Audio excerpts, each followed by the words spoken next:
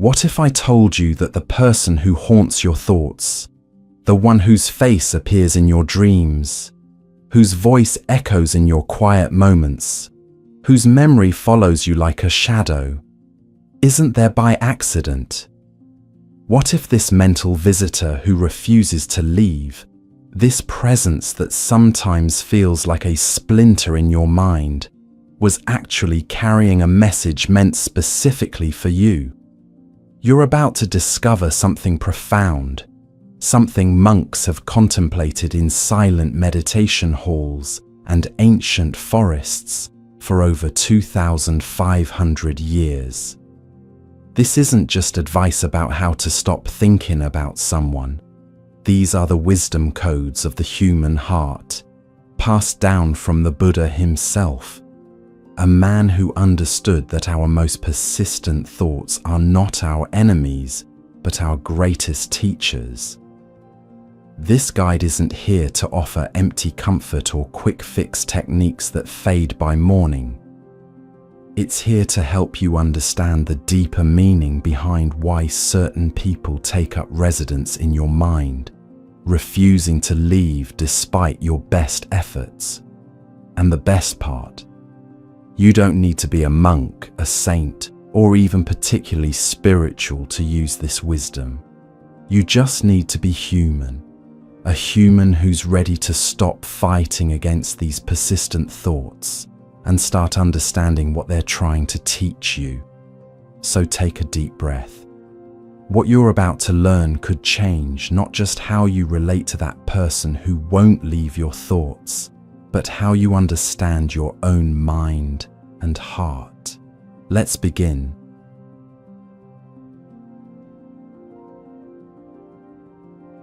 There comes a moment when you realize that pushing someone out of your mind requires more energy than simply understanding why they're there in the first place. That's where we begin. Not with techniques for forgetting, but with wisdom for seeing clearly. After all, what exhausts us most isn't the presence of these thoughts, but our constant struggle against them. The way we fight what is already happening within our own minds. This is where Buddhist wisdom opens its hands to us, offering insights that might feel strange at first, almost counterintuitive.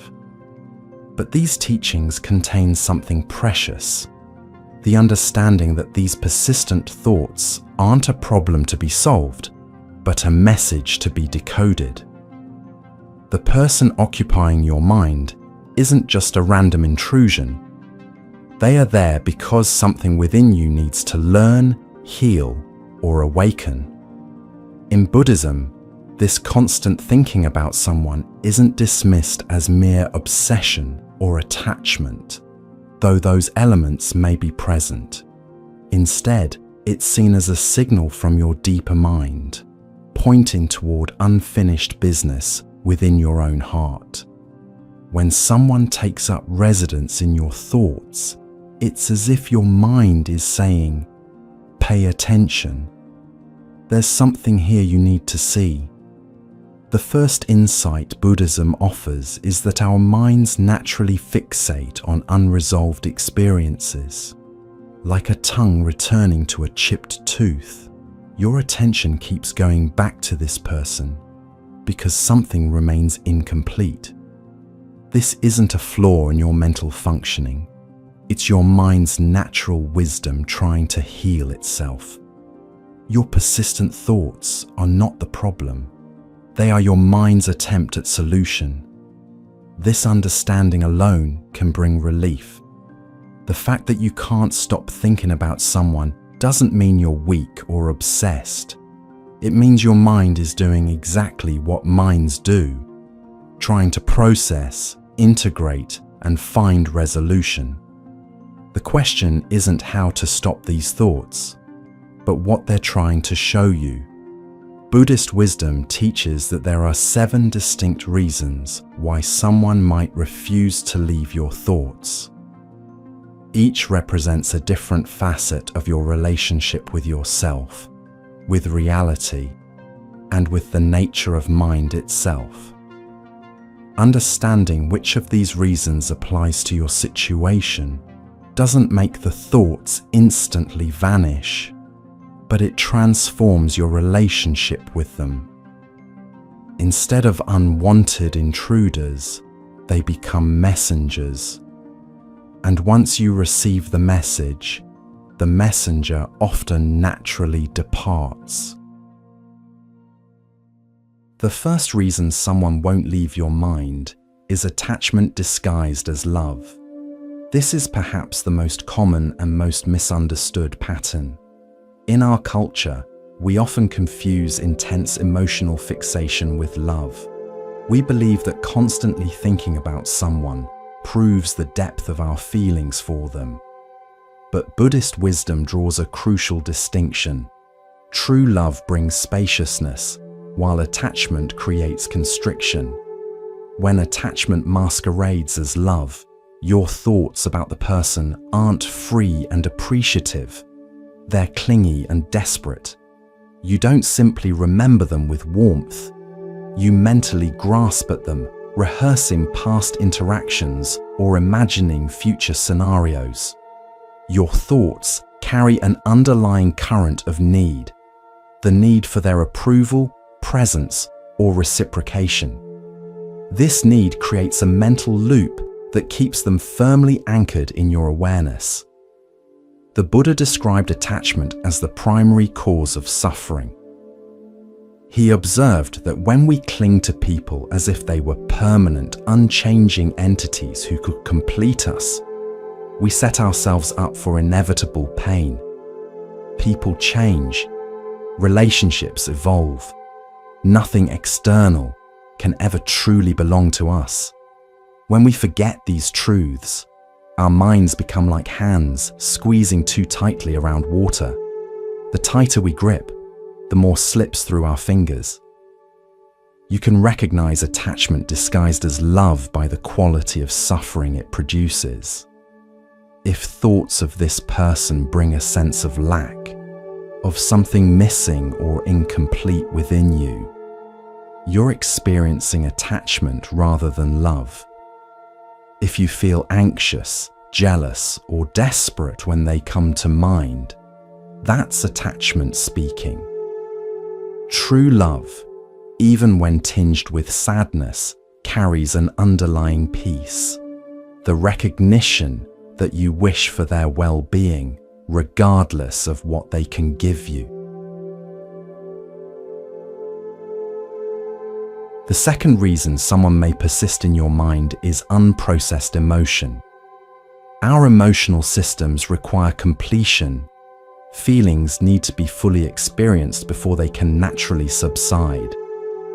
When emotions around someone remain incomplete, whether it's unexpressed anger, unacknowledged hurt, or even joy you didn't allow yourself to fully feel, your mind keeps bringing them back into awareness, hoping to complete the emotional process. This is particularly common with relationships that ended abruptly, or situations where social constraints prevented you from expressing what you truly felt. Your mind is like a computer with too many open tabs, consuming energy because these emotional programs are still running in the background. Buddhist practice doesn't suggest suppressing these emotions or pretending they don't exist. Instead, it offers the radical approach of turning toward them with mindful awareness. When thoughts of the person arise, rather than focusing on the storyline about them, can you notice the underlying emotion? Is there anger, sadness, regret, longing? Can you allow that emotion to be fully felt in the body without adding commentary or judgment? There's profound wisdom in this approach. Emotions, when fully experienced with awareness, naturally complete their cycle. It's our resistance to feeling them, our fear of being overwhelmed, or our judgment about having them, that keeps them frozen in place. By bringing gentle awareness to these unprocessed emotions, you give them the space to finally move and transform. A Zen teacher once said, "The only way out is through."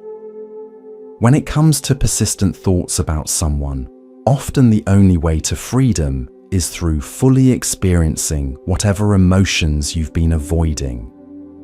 This doesn't mean indulging in emotional stories or dramatizing feelings. It means simply allowing them to be felt in the body with kind awareness. The third reason someone might occupy your thoughts is karmic entanglement. In Buddhist understanding, karma isn't cosmic punishment or reward, but rather the natural law of cause and effect in our actions and relationships.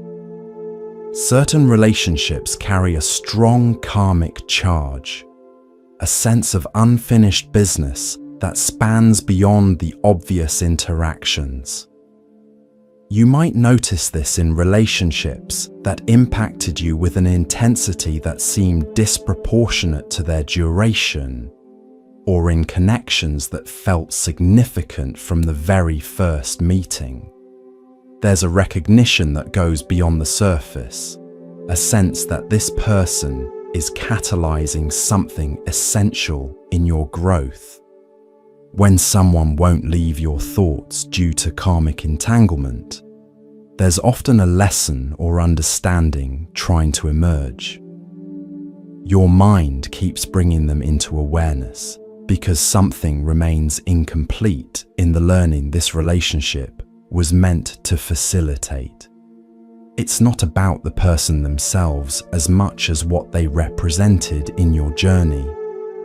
Buddhist wisdom suggests that in such cases, the path forward lies not in forgetting the person, but in discerning the lesson. What quality were you developing through knowing them? What pattern were they helping you recognize? What growth were they perhaps unwittingly facilitating in you? When you can name the learning clearly, you often find that thoughts of the person naturally subside, having served their purpose as teacher. There's a story of a woman who couldn't stop thinking about a former friend who had betrayed her trust. For years, thoughts of this friend would arise, bringing waves of hurt and anger. She tried everything to forget: distraction, forgiveness practices, even moving to a new city. Nothing worked. Finally, while on a meditation retreat, she realized the lesson this relationship had been trying to teach her. She had abandoned herself before her friend abandoned her. She had ignored her own intuition, dismissed her own needs, and compromised her boundaries.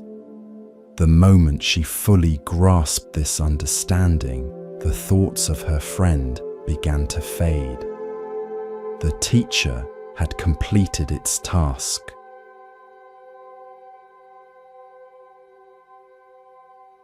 The fourth reason someone persists in your mind is what Buddhism calls projection of the shadow.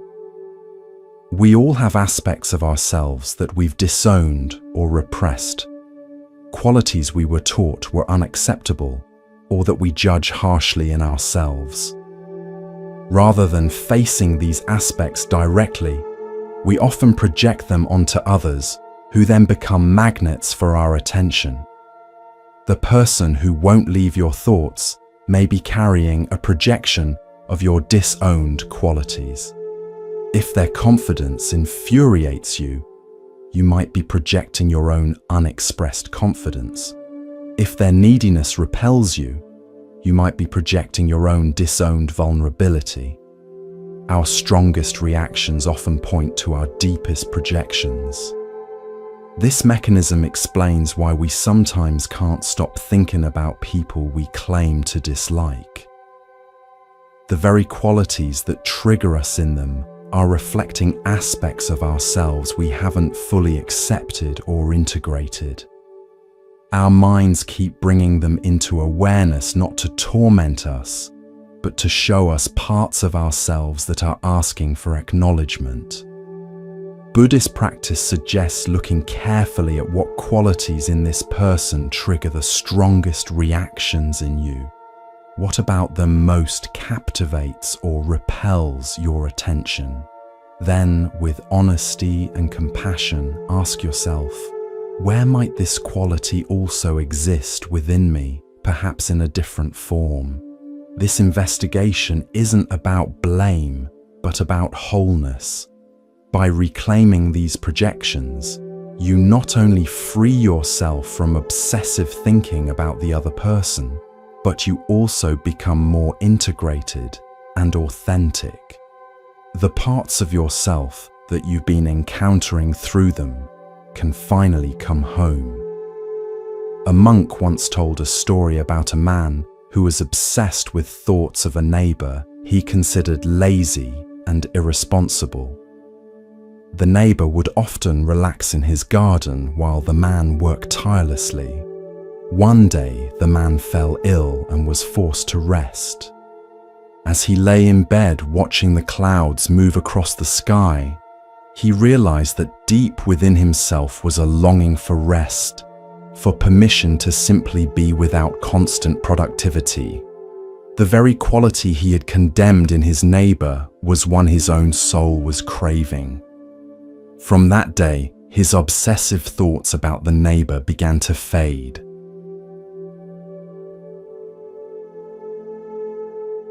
The fifth reason someone might dominate your thoughts is fixation on outcome. Often, we can't stop thinking about someone because we're attached to a specific resolution or outcome involving them: reconciliation, recognition, revenge, or some form of closure that we believe will finally bring peace. This attachment to outcome creates a mental holding pattern. Your thoughts loop back to this person again and again because your mind believes there's still something to be gained, resolved, or proven. You can recognize this pattern when your thoughts about them consistently lead to the same imagined scenarios or outcomes. Buddhist wisdom on this is both simple and radical. True peace comes from accepting what is, not from achieving a particular outcome. As long as you believe your well-being depends on something specific happening with this person, them apologizing, recognizing your worth, regretting their choices, or returning to you, your mind will remain fixated on them. The practice here involves a profound shift, from attachment to outcome to acceptance of reality as it is now. This doesn't mean you approve of what happened or that you wouldn't prefer a different situation. It simply means you stop postponing your peace until some external condition is met. There's a Zen story about a monk who carried a woman across a muddy road, breaking his vow not to touch women. His companion monk said nothing at the time, but hours later remarked, "How could you break your vow and carry that woman?" The first monk replied, "I put her down on the other side of the road. Are you still carrying her?" In the same way, many of us continue carrying people in our minds long after the actual interaction has ended, weighed down by our attachment to how we believe things should have been.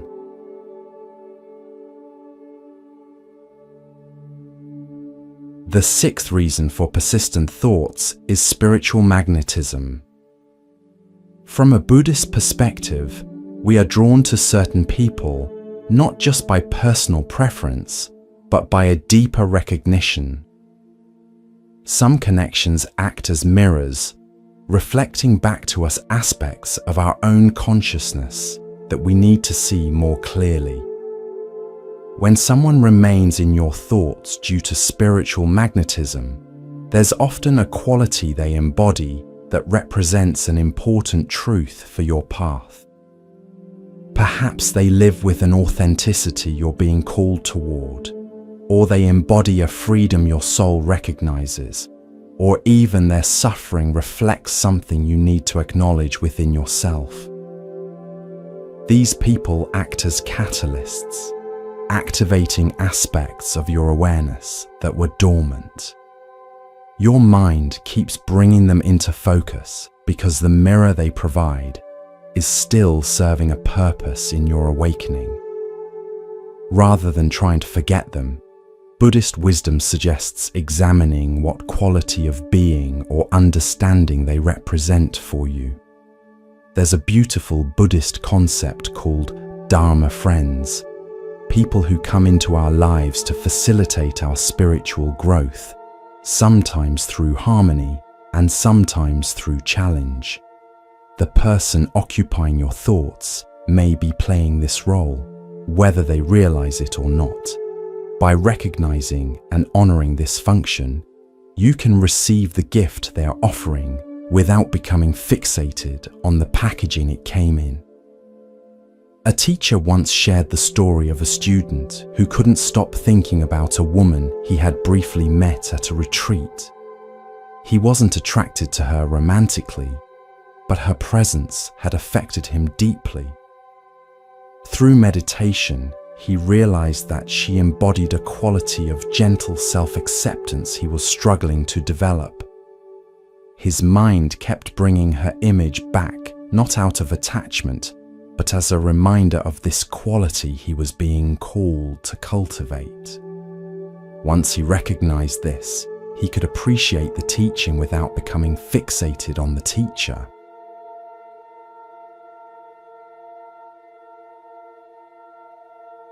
The seventh and most profound reason someone won't leave your thoughts is what Buddhism calls emptiness teaching. This points to the ultimate truth that nothing exists as a solid, separate, independent entity, including yourself and the person you can't stop thinking about. What we take to be distinct individuals are actually dynamic processes, constantly changing and interdependent with everything around them. When someone becomes a persistent presence in your mind, despite all efforts to forget them, they may be serving as your personal teacher of emptiness. Through this relationship, your mind is being invited to recognize the fluid, impermanent nature of what you considered to be you and them. This is perhaps the most challenging teaching to grasp intellectually, but the most liberating when experienced directly. The suffering around persistent thoughts comes largely from believing in two solid entities, me in here and them out there, and then creating stories about what should happen between these supposedly separate beings. Buddhist meditation practices invite us to look more closely. When you examine the thoughts themselves, you discover they're not solid things, but momentary appearances in awareness, rising, changing, and passing like waves on water. The you, who's thinking, isn't a fixed entity either, but a flowing process of sensations, perceptions, and consciousness. Even the person you're thinking about isn't the static character your mind has constructed, but a complex, ever-changing being. As this understanding deepens, the sense of being a separate self, haunted by thoughts of another separate self, naturally begins to dissolve. What remains is simply awareness itself, in which all experiences, including thoughts of this person, arise and pass without creating a problem. A Zen master described it this way: "Before I studied Zen, mountains were mountains and rivers were rivers. While studying Zen, mountains were no longer mountains and rivers were no longer rivers. After enlightenment, mountains are mountains and rivers are rivers again." Similarly, before spiritual practice, we see others as solid entities separate from us. During practice, we begin to recognize the fluid, interconnected nature of all things. And in awakening, We relate to people naturally again, but without the illusion of solid separation that creates suffering. These 7 reasons aren't mutually exclusive.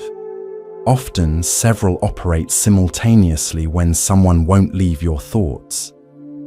Nor are they simply psychological explanations. They point toward the deeper nature of mind itself and our fundamental relationship with reality. Understanding them doesn't make persistent thoughts instantly vanish, but it transforms your relationship with those thoughts from struggle to insight. So what does Buddhism suggest we do practically when someone refuses to leave our thoughts? First and foremost, stop fighting. The more you resist these thoughts, label them as problems, or criticize yourself for having them, the more persistent they become. Instead, Buddhist practice suggests a radical shift in approach, from rejection to curious investigation. When thoughts of this person arise, rather than pushing them away, can you welcome them as messengers? Can you ask gently, "What are you here to show me? What remains unresolved? What am I being invited to understand or heal?" This shift from resistance to receptivity often changes the entire dynamic of your relationship with these thoughts. The next step involves bringing mindful awareness to the physical and emotional experience that accompanies thoughts of this person. Rather than getting caught in the storyline about them, can you notice sensations in your body? Is there tightness in your chest, fluttering in your stomach, heat in your face? Can you feel the emotional tone? Longing, anger, regret, confusion?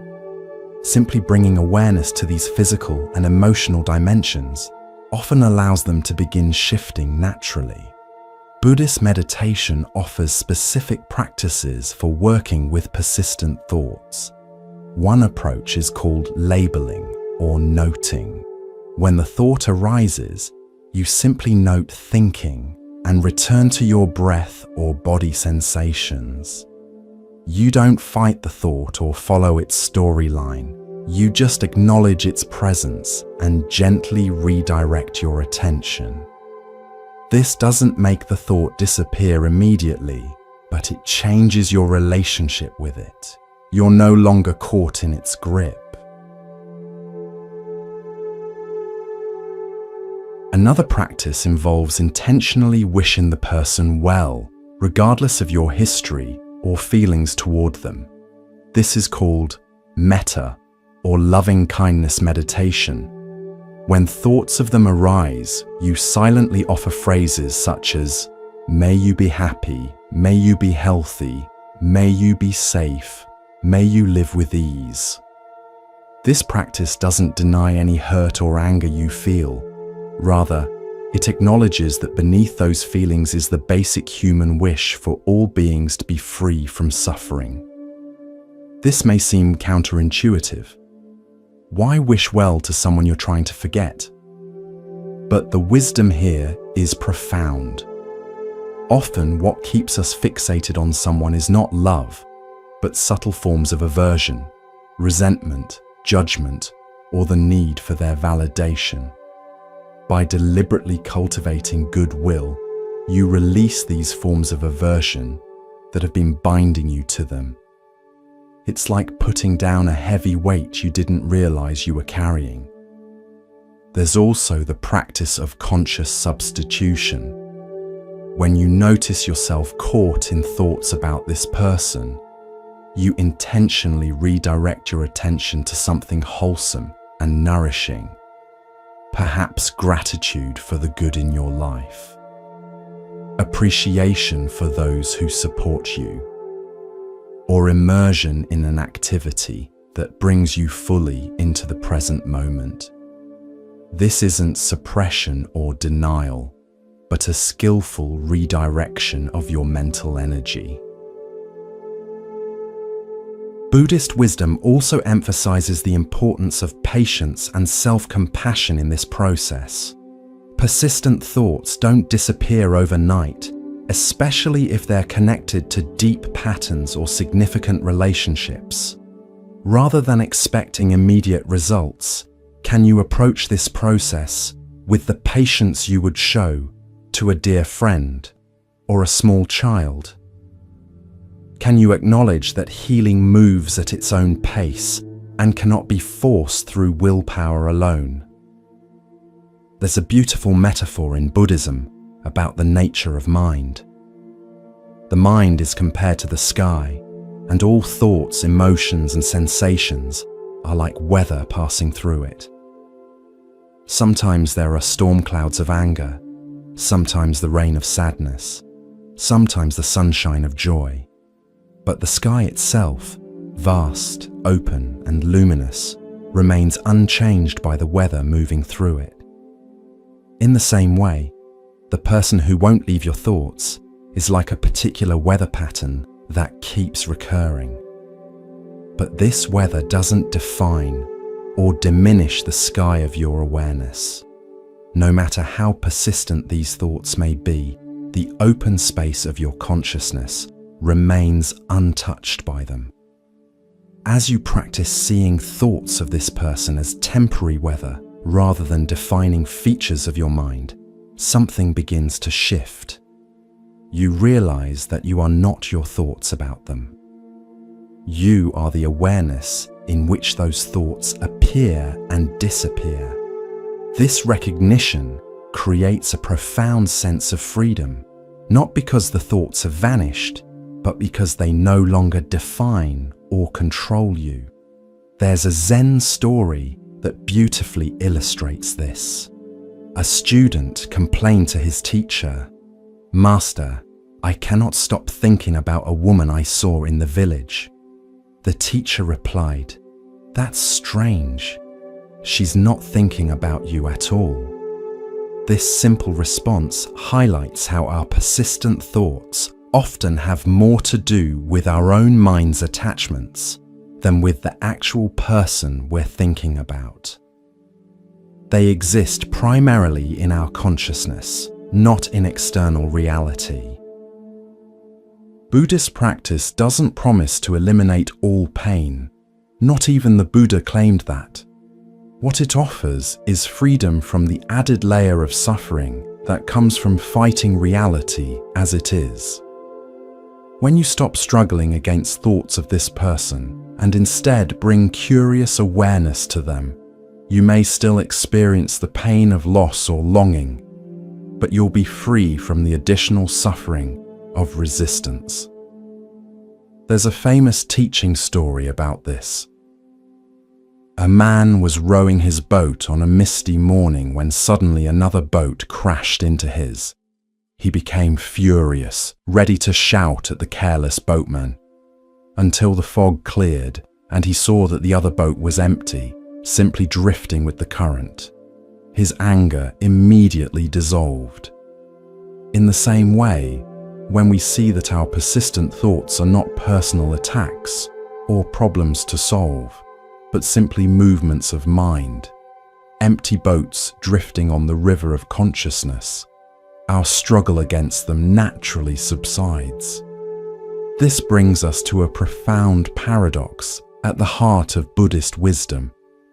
Often, the fastest way to stop thinking about someone is to stop trying to stop thinking about them.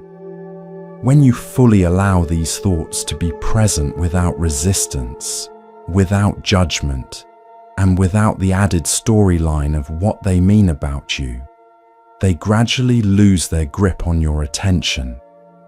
This understanding of allowing thoughts to be present without struggle connects to one of Buddhism's most profound teachings on the nature of mind, what the Buddha called the middle way. Not indulging in thoughts by following their storylines and becoming lost in them, but also not suppressing or fighting against them. Instead, finding that balanced middle path of aware presence that neither clings nor rejects. When someone occupies your mind, there's a natural tendency to swing between these two extremes, either obsessively following every thought about them, analyzing each memory and imagining future scenarios, or aggressively trying to push them out of mind, telling yourself, "I shouldn't be thinking about them," and forcing your attention elsewhere. Both approaches actually strengthen the thought's grip on your consciousness. The middle way suggests a different approach entirely, allowing thoughts of this person to arise without judgment, observing them with gentle curiosity, and letting them pass naturally without either indulging or suppressing them. This stance of non-reactive awareness creates space around the thoughts. They no longer feel so solid or demanding of your attention. A Zen teacher once compared this process to dealing with a tantruming child. If you give in to every demand, the tantrums continue. If you respond with anger and punishment, the tantrums intensify. But if you remain calmly present, neither indulging nor rejecting, the child eventually calms down naturally. Our thoughts work the same way. When we respond to them with neither indulgence nor aggression, but with steady, kind awareness, they gradually lose their intense charge. This brings us to a crucial distinction in Buddhist psychology: the difference between awareness and attention. Attention is like a flashlight, focusing on specific objects of experience. Awareness is like the room in which the flashlight moves, the open space that contains all experience. When someone won't leave your thoughts, your attention keeps getting pulled to them, but your awareness remains free and spacious. The practice is to shift your identity from the focused beam of attention to the open space of awareness itself. From this perspective, thoughts about the person are simply objects appearing in your consciousness, like furniture in a room, rather than defining who you are or controlling your experience. You are not your thoughts.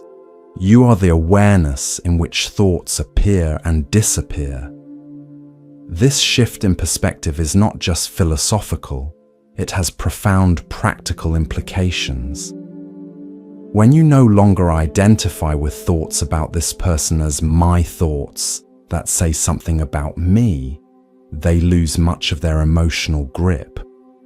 They become passing phenomena rather than personal possessions or problems.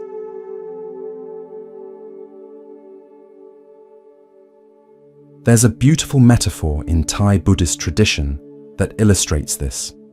Ajahn Chah, a renowned meditation master, would hold up his teacup and say, "This cup is already broken."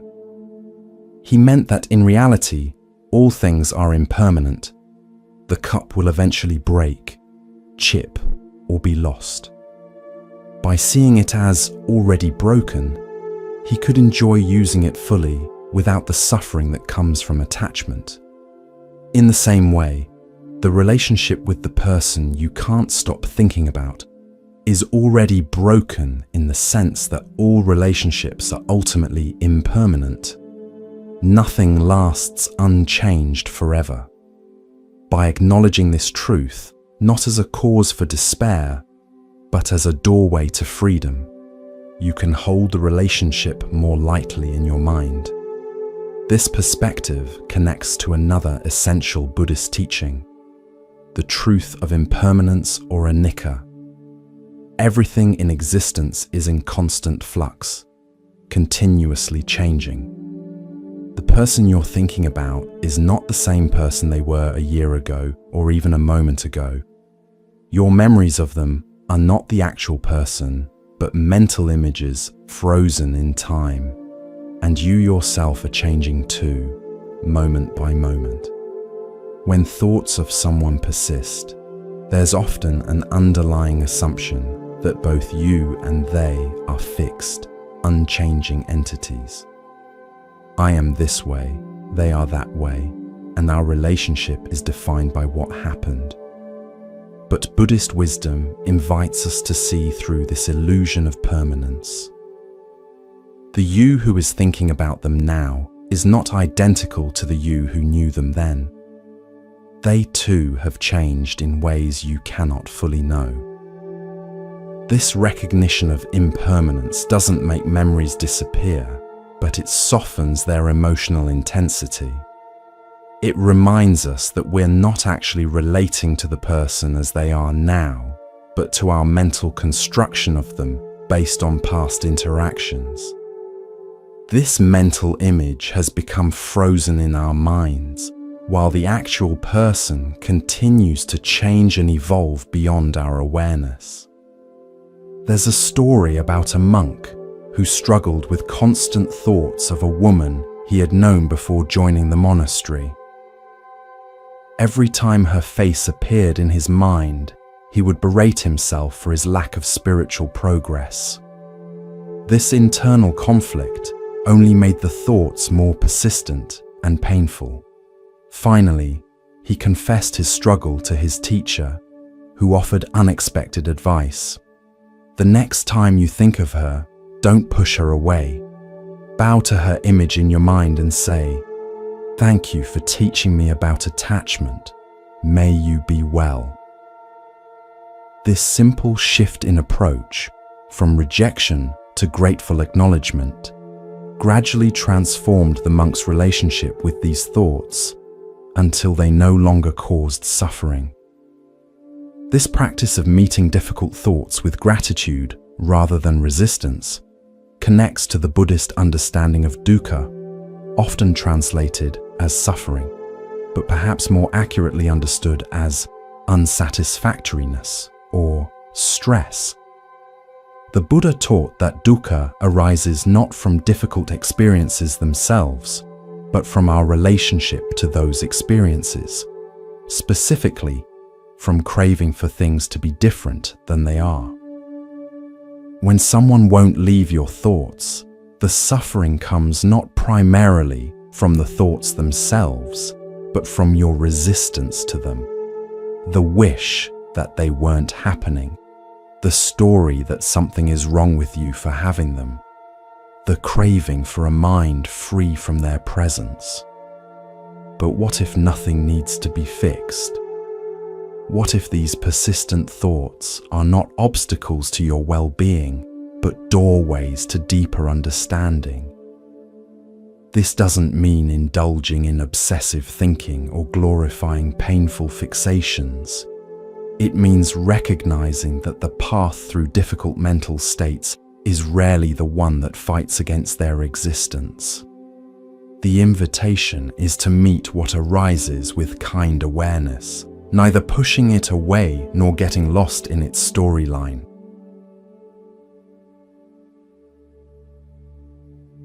There's a powerful metaphor in Tibetan Buddhism about this process. Difficult emotions and persistent thoughts are compared to a stick thrown to a dog. The dog chases after the stick, grabs it, and brings it back, ready to repeat the game endlessly. But a wise old dog simply watches the stick being thrown without giving chase. In the same way, we can learn to observe thoughts about someone arising without immediately chasing after them, engaging with them, or trying to fetch them back to consciousness.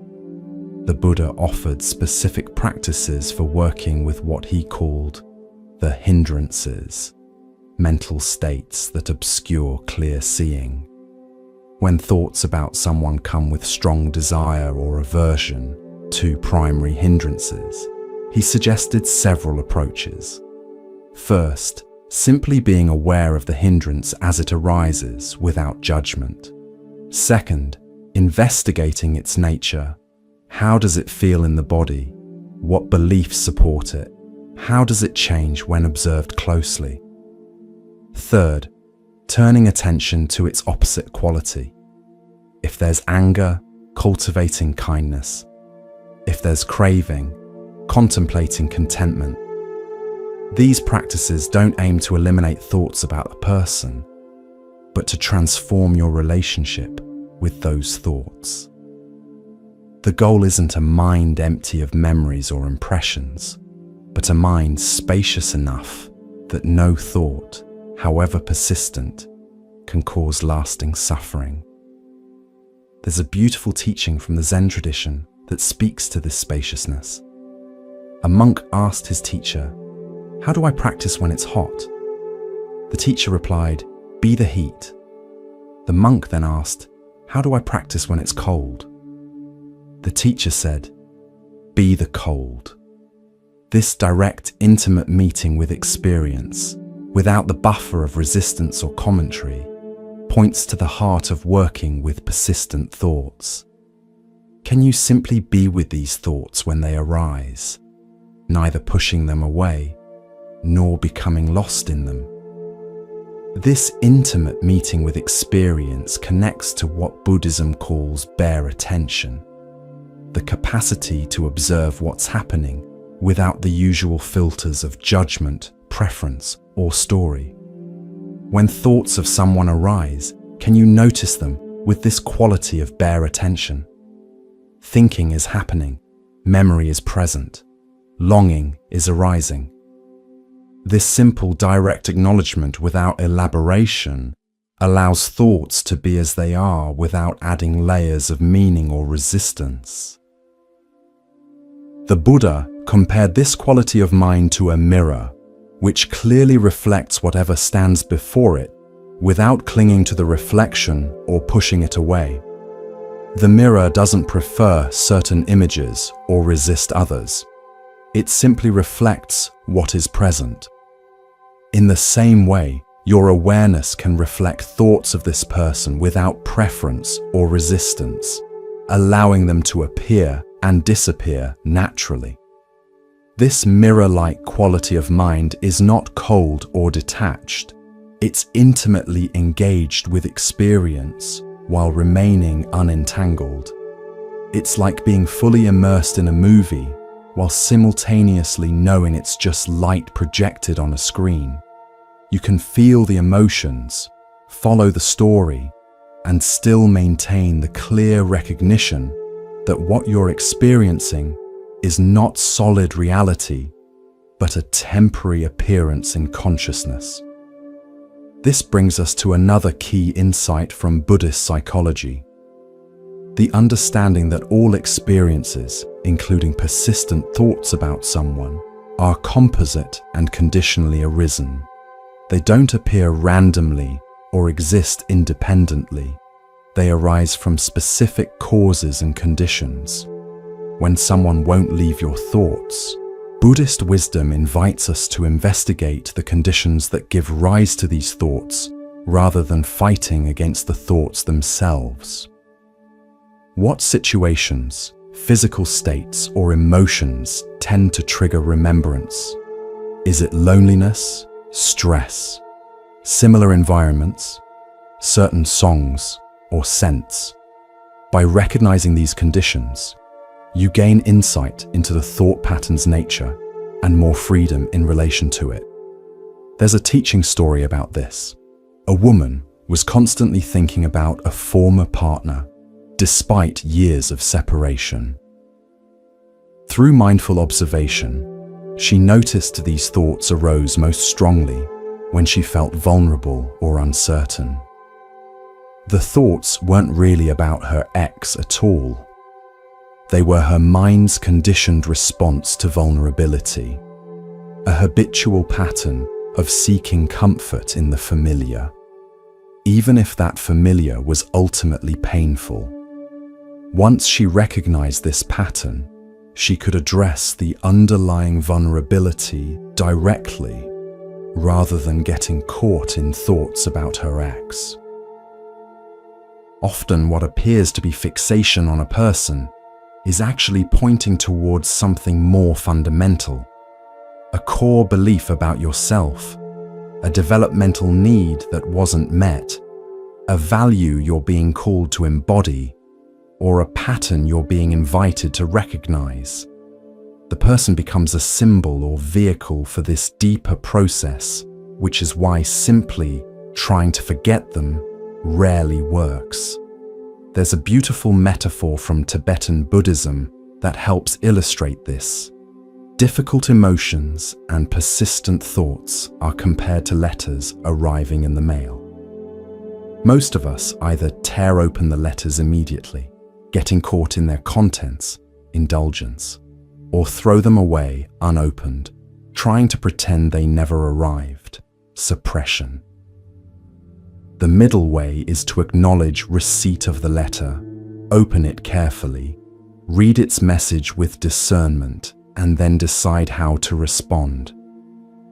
When thoughts of someone persist despite your efforts to move on, the invitation is to open the letter, to look more deeply at what message these thoughts might be carrying. Often they contain important information about your own heart, your unmet needs, your personal growth edges, or the wisdom that's trying to emerge through this relationship. When you receive the message, the messenger can often move on, having completed its task. This brings us to an essential question in Buddhist practice. Who is the thinker of these thoughts? When you say, "I can't stop thinking about them," who is the I that seems separate from and troubled by these thoughts? Is there really a separate self who owns or controls the thinking process? Or is that sense of separate self actually constructed by thought itself? Buddhist meditation invites us to investigate this question directly, not as philosophical speculation, but as lived experience. When thoughts of someone arise, can you notice the sense of I that seems to be thinking them? Can you observe how this I is itself a mental construction, a thought arising in awareness, just like the thoughts about the other person?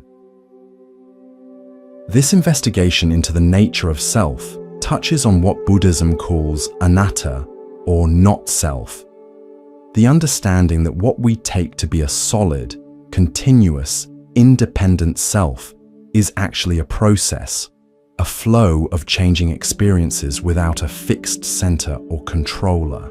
The sense of being a separate self, thinking about another separate self, is an appearance in consciousness, not ultimate reality. As this understanding deepens, there's a natural relaxation of the grip of persistent thoughts. If there's no solid I being haunted by thoughts of a solid them, then the whole dynamic shifts. What remains is simply awareness in which thoughts arise and pass, without creating a problem or defining an identity. A Zen master expressed this with elegant simplicity. Let thoughts come and let thoughts go.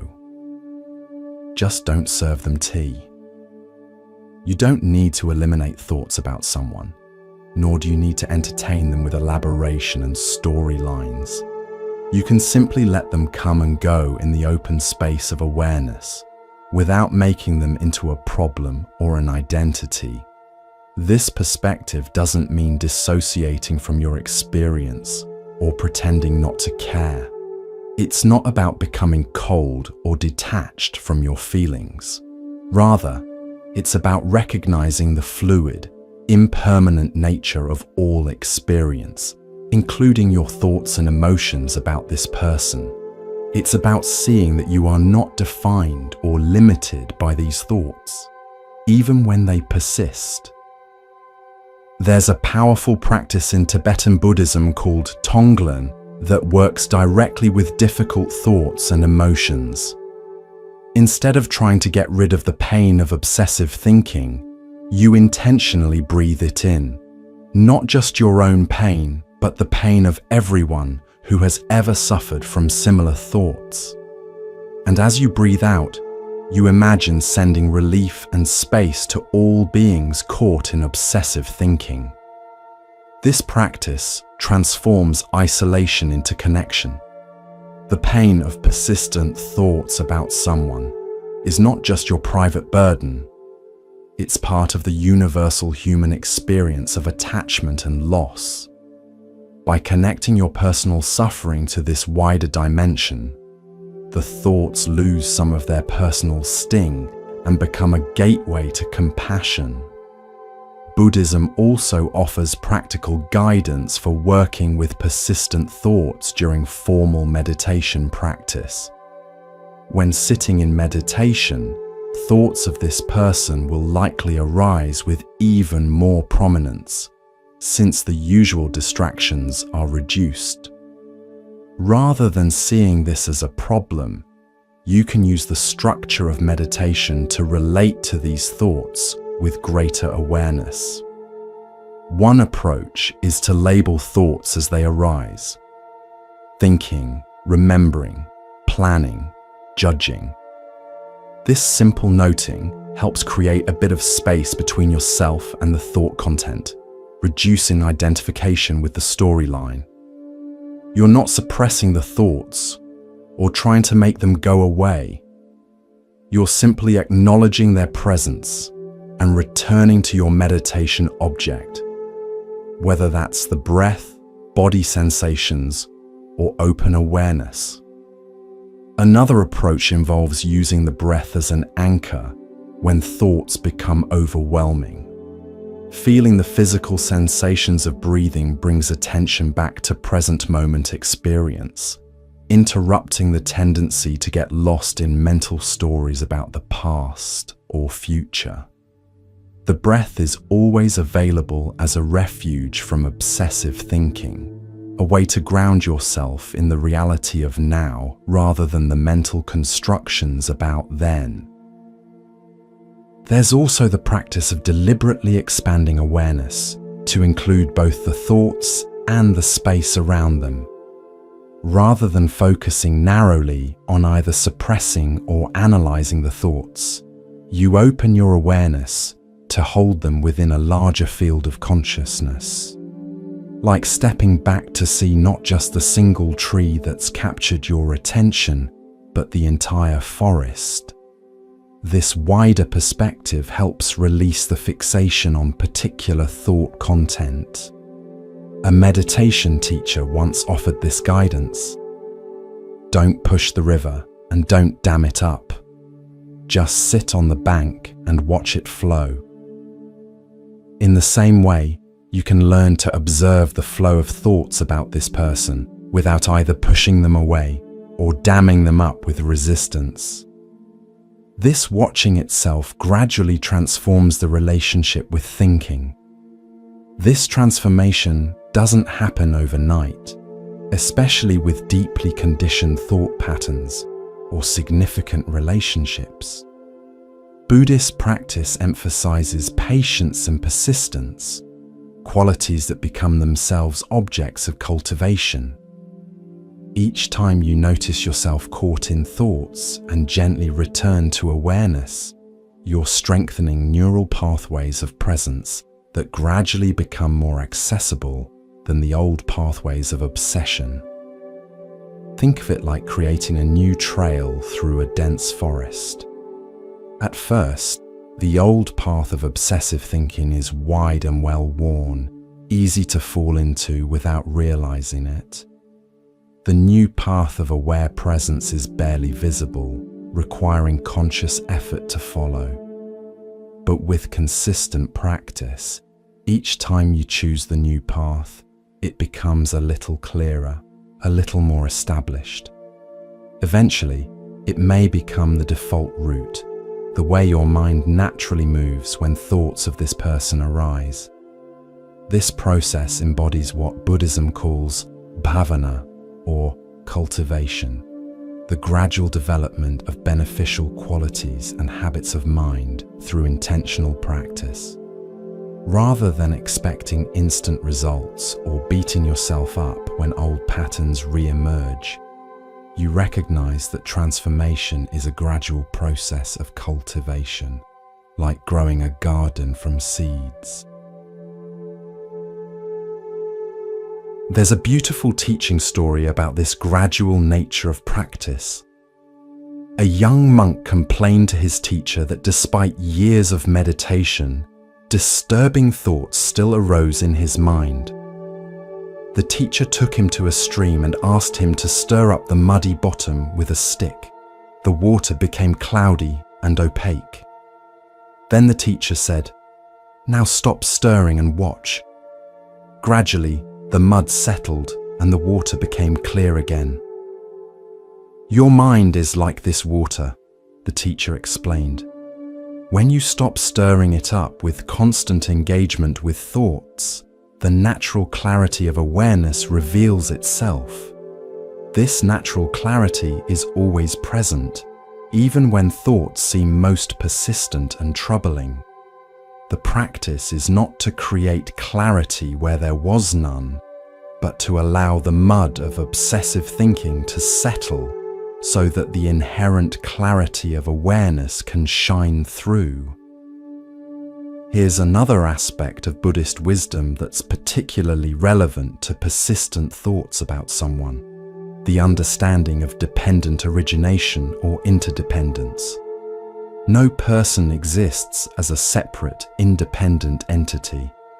Each of us is a node in a vast web of relationships, conditions, and causes. The person you're thinking about was shaped by countless influences: their parents, culture, experiences, genetics, as were you. When we see others and ourselves through this lens of interdependence, there's a natural softening of rigid judgments and fixed identities. The person who hurt you was themselves conditioned by factors beyond their control. The qualities that attracted you to someone were not solely theirs, but arose from the interaction of many conditions. And your own persistent thoughts are similarly conditioned, not personal failings, but natural movements of a mind shaped by past experiences. This perspective doesn't eliminate responsibility, but it places it within a wider context of understanding. It allows you to hold both yourself and the other person with greater compassion, recognizing that we're all caught in these webs of conditioning, doing our best with the consciousness available to us at any given moment. A Buddhist teacher expressed this beautifully. If you want to understand why you keep thinking about someone, look deeply into the nature of your own mind. If you want to understand your own mind, look deeply into everything that has shaped it. And if you want to understand what has shaped your mind, look deeply into the entire universe, for there is nothing that is not connected to your experience. This vast perspective can be liberating when caught in seemingly personal obsessions.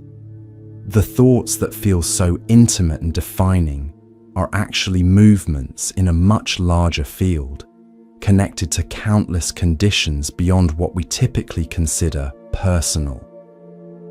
Seeing this doesn't make the thoughts disappear, but it helps us hold them more lightly, with less identification and suffering.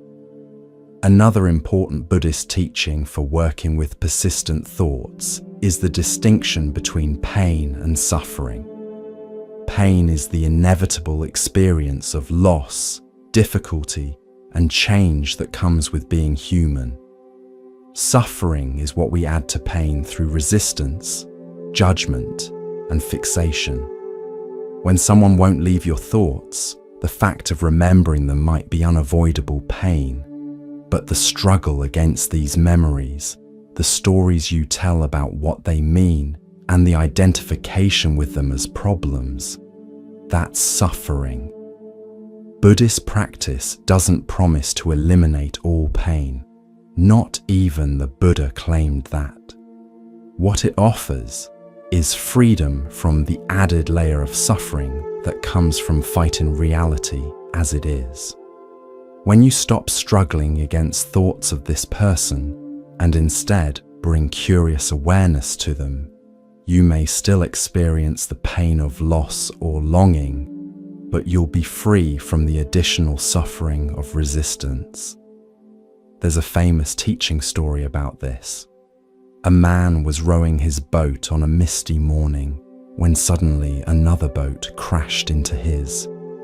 He became furious, ready to shout at the careless boatman, until the fog cleared and he saw that the other boat was empty, simply drifting with the current. His anger immediately dissolved. In the same way, when we see that our persistent thoughts are not personal attacks or problems to solve, but simply movements of mind, empty boats drifting on the river of consciousness, our struggle against them naturally subsides. This brings us to a profound paradox at the heart of Buddhist wisdom. Often, the fastest way to stop thinking about someone is to stop trying to stop thinking about them. When you fully allow these thoughts to be present without resistance, without judgment, and without the added storyline of what they mean about you, they gradually lose their grip on your attention. A meditation teacher illustrated this with a simple demonstration. She asked a student to hold a heavy book with arms outstretched and not think about how heavy it was becoming. Of course, the more the student tried not to think about the weight, the more aware of it they became. Then she suggested simply acknowledging, "This is heavy," and noticing the sensations without resistance. The weight didn't change, but the experience of it transformed. Similarly, acknowledging, "I'm thinking about them again," without added judgment often creates space where there was constriction. This space allows for the natural healing process to unfold. Just as a physical wound doesn't need us to obsessively focus on healing it, it knows how to heal itself when we provide the right conditions. Our minds have their own natural healing capacity. By creating conditions of kind awareness and non-resistance, we allow our natural wisdom to operate, gradually integrating experiences that seem stuck or unresolved. Buddhist psychology understands that the mind naturally moves toward wholeness and integration when we stop interfering with its process through either suppression or obsession. Our role is not to force healing, but to create conditions that support it, like a gardener who doesn't make plants grow, but provides water, sunlight, and good soil so they can grow themselves. This trust in the mind's natural healing capacity connects to what Buddhism calls bodhicitta, the awakened heart that is our true nature beneath layers of conditioning and reactivity. This awakened heart is already whole, already wise, already free. Our persistent thoughts and emotional fixations are not evidence of brokenness, but of the mind's ongoing effort to return to this natural wholeness. From this perspective, the person who won't leave your thoughts is playing a role in your journey back to your own awakened heart. The persistent thinking is not an obstacle to your well-being, but a doorway to deeper understanding if approached with awareness rather than resistance. The very qualities you find most difficult in relation to them, perhaps vulnerability, attachment, anger, or longing, are pointing toward aspects of yourself that are asking for integration and acceptance. There's a beautiful teaching from the Tibetan tradition. Whatever arises in the mind is the path. Nothing needs to be rejected or eliminated. Everything that appears in consciousness can be used for awakening when met with clear awareness. This includes even the most persistent and troubling thoughts about someone who has impacted you deeply. This perspective shifts the entire orientation from getting rid of unwanted thoughts to using them as vehicles for deepening presence and understanding. Each time this person comes to mind becomes an opportunity to practice awareness, to investigate the nature of mind itself, and to cultivate compassion, both for yourself and for them. This compassion extends not only to the content of your experience, but to the process itself.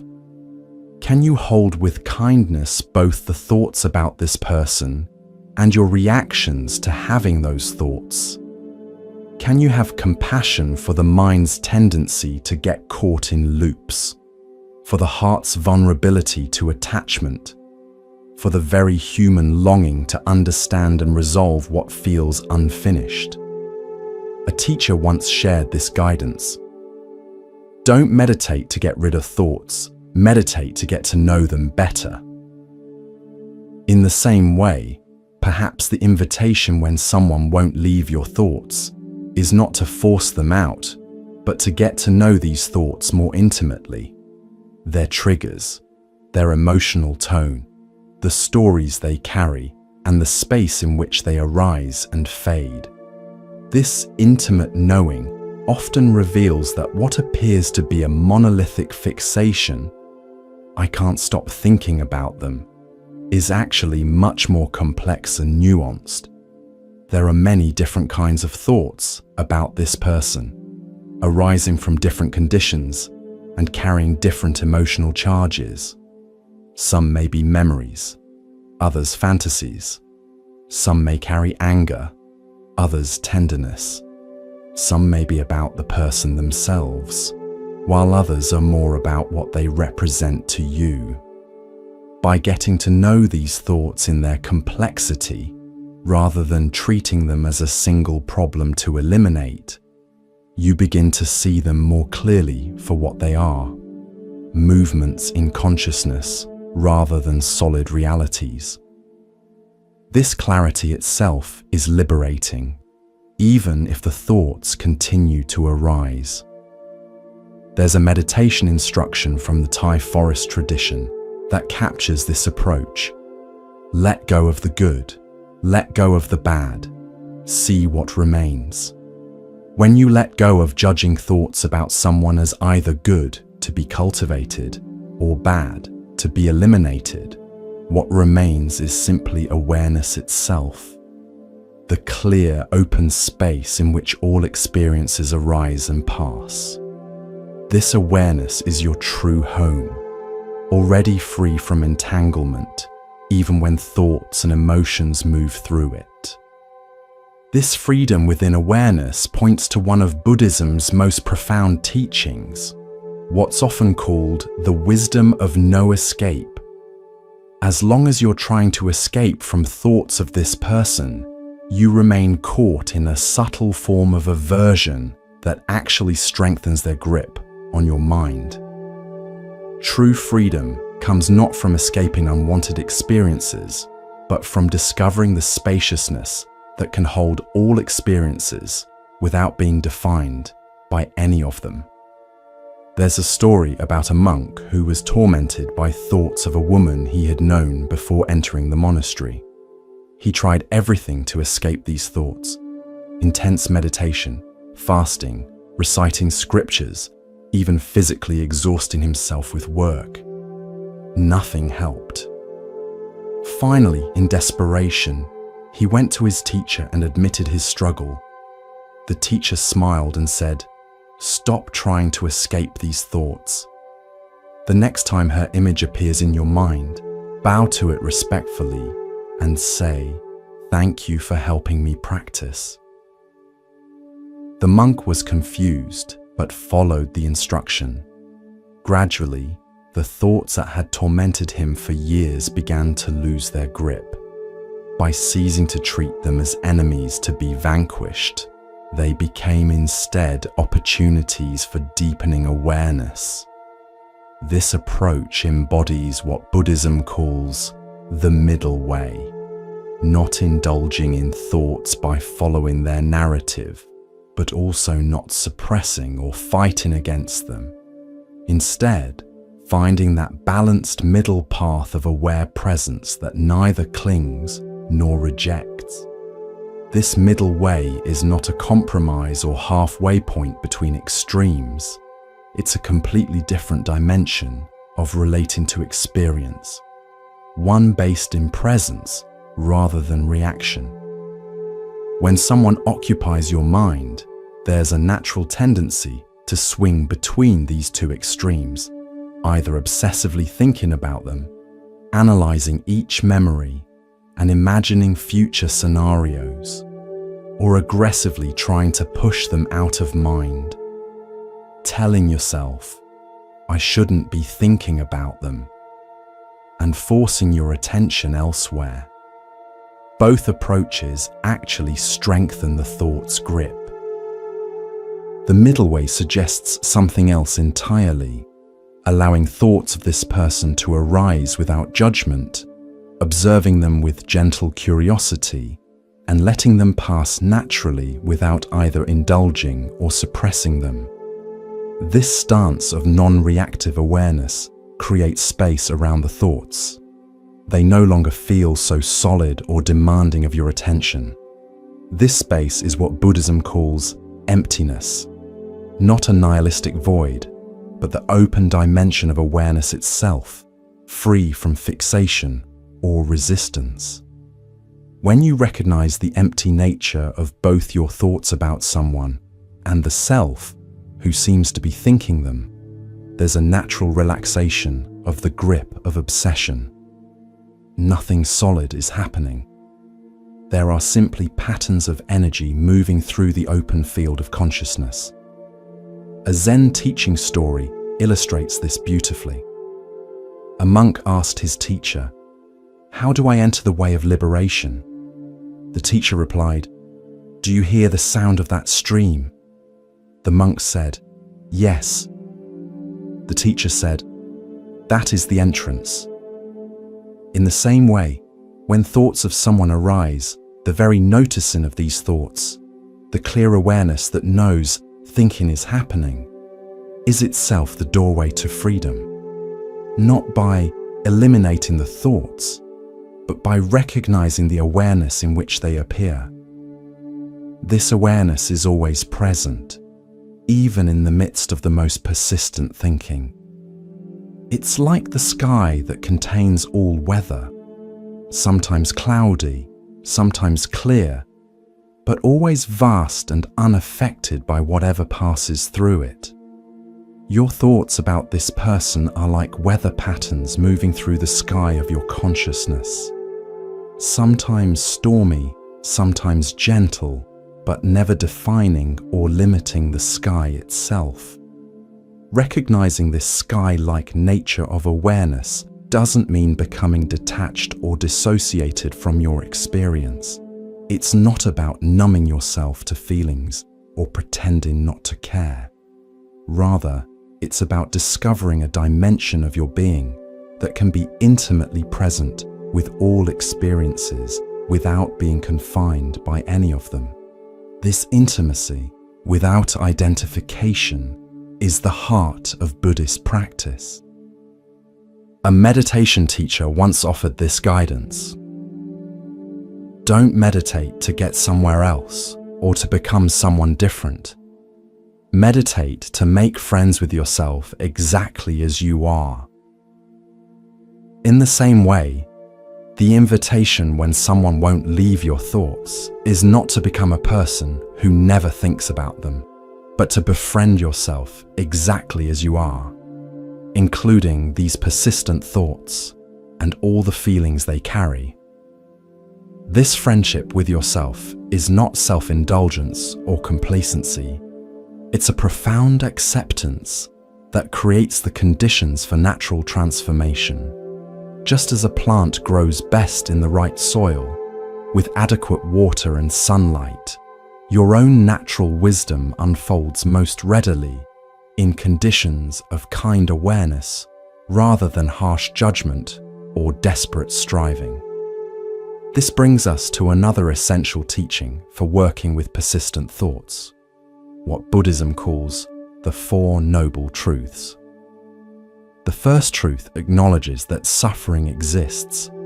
In this case, the suffering of being unable to stop thinking about someone. The second truth recognizes that this suffering has causes, specifically the craving for things to be different than they are, wanting the thoughts to stop, and the ignorance that sees thoughts as solid realities rather than passing phenomena. The third truth offers the liberating insight that when these causes cease, suffering naturally subsides. And the fourth truth provides the practical path that leads to this cessation. This path, often called the Eightfold Path, offers comprehensive guidance for working with all forms of suffering, including the suffering of persistent thoughts. It includes right understanding, seeing thoughts as impermanent conditioned phenomena rather than solid realities. Right intention, approaching these thoughts with kindness rather than aversion. Right speech, how you talk to yourself about these thoughts. Right action, how you behave when thoughts arise. Right livelihood, creating life conditions that support awareness. Right effort, the balanced energy of presence. Right mindfulness, clear seeing of what's happening. And right concentration, the steady focus that allows deeper insight. Each aspect of this path offers practical wisdom for working with persistent thoughts about someone. Right understanding helps you see these thoughts in the context of impermanence and interdependence, rather than as personal failings. Right intention brings kindness to the process, rather than self-criticism. Right speech transforms how you talk to yourself when thoughts arise. From harsh judgment, I should be over this by now, to compassionate acknowledgement, this is difficult and that's okay. Right action might involve creating healthy boundaries around activities that trigger obsessive thinking, like limiting social media checking or creating new routines that don't revolve around memories of the person. Right livelihood extends this to broader life choices that support well-being and clarity. Right effort is the balanced energy that neither suppresses thoughts nor indulges them. The middle way we've been exploring. Right mindfulness is the heart of the practice, the clear, non-judgmental awareness of thoughts as they arise, persist, and pass away. And right concentration is the steady focus that allows you to stay present with this awareness, rather than getting lost in the content of thoughts. Together, these 8 aspects of the path offer a comprehensive approach to working with persistent thoughts, not as isolated techniques, but as different facets of a unified way of being. They remind us that freedom from obsessive thinking isn't achieved through force of will or clever strategies, but through a fundamental shift in how we relate to our own experience. This shift is beautifully captured in a teaching from the Zen tradition. The Great Way is not difficult for those who have no preferences. As long as you're preferring not to think about someone, as long as you're judging these thoughts as problems to be eliminated, you remain caught in the very dynamic that sustains them. When you drop preferences and meet each thought with the same clear awareness, regardless of its content, the great way of freedom naturally reveals itself. This doesn't mean you won't still have preferences at a relative level. Of course, you'd rather not be consumed by thoughts of someone who causes you pain. But at a deeper level, you can learn to meet whatever arises with the same quality of presence, neither pushing away the unwanted nor grasping at the preferred. This equanimity is not indifference. It's the balanced presence that allows you to respond wisely to all experiences rather than react habitually. A meditation teacher described it this way: freedom is not found in the absence of challenging thoughts and emotions, but in their presence met with awareness. The person who won't leave your thoughts is not preventing your freedom. They're providing an opportunity to discover what true freedom really is. Not the absence of particular experiences, but the presence of awareness that can hold all experiences without being defined by any of them. This understanding transforms how you measure progress in working with persistent thoughts. Rather than counting how often the person comes to mind, or how quickly you can banish thoughts of them, you notice how your relationship with these thoughts is changing. Are you less identified with them? Can you hold them with more spaciousness? Do they carry less emotional charge? Are you less caught in stories about what they mean about you? These subtle shifts in relationship are the true markers of growing freedom. There's a beautiful teaching story that illustrates this. A student complained to his meditation teacher, "I've been practicing for years, but I still have disturbing thoughts." The teacher took him to a busy road and asked, "Do you hear the traffic?" The student said, "Yes, of course." The teacher asked, "Is the traffic inside your head or outside?" The student replied, "Outside, obviously." The teacher smiled and said, "Exactly. And you can relate to your thoughts the same way. They're just traffic passing by. You don't need to eliminate the traffic. You just need to stop mistaking it for who you are." This shift in perspective, from identifying with thoughts to recognizing them as traffic moving through awareness, is at the heart of Buddhist practice. It doesn't make the traffic disappear, but it transforms your relationship with it. The person who won't leave your thoughts is just one vehicle in this mental traffic, no more defining or problematic than any other thought passing through awareness. There's another powerful teaching from the Buddhist tradition that's particularly relevant when someone won't leave your thoughts: the practice of Tonglen, or sending and taking. Instead of trying to get rid of painful thoughts, you intentionally breathe them in.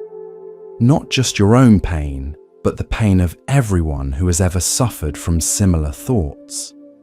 And as you breathe out, you imagine sending relief and space to all beings caught in obsessive thinking.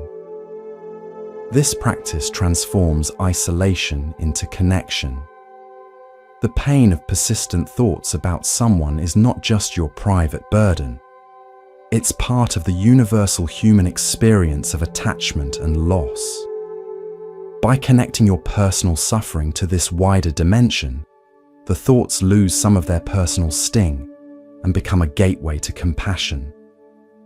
A teacher described it this way: when you feel the sharp pain of obsessive thinking, remember that countless others feel this exact same pain right now. Breathe in for all of us, acknowledging our shared human struggle. Breathe out, sending relief to everyone caught in these thought patterns. This practice doesn't eliminate thoughts about the person, but it changes their meaning. From personal torment to a bridge of compassion, connecting you with others. This connection with others points to another essential Buddhist teaching for working with persistent thoughts: the understanding that you are not alone in this struggle. The Buddha himself acknowledged that difficult thoughts and emotions arise for everyone, even those with years of meditation practice. What distinguishes the wise practitioner is not the absence of such thoughts, but the way they're met, with awareness rather than identification, with compassion rather than judgment. There's a beautiful teaching from the Thai forest tradition that captures this. The untrained mind is like a dog that chases every stick thrown. It runs here and there, exhausting itself. The trained mind sees the stick, but doesn't chase it. It stays at ease in its own nature. This doesn't mean the trained mind no longer sees the stick. Thoughts of the person still arise, but it no longer feels compelled to chase after them, to elaborate on them, or to define itself by them. This capacity to see without chasing develops gradually through consistent practice. Each time you notice yourself caught in thoughts about someone and gently return to awareness, you're strengthening this capacity. It's like building a muscle.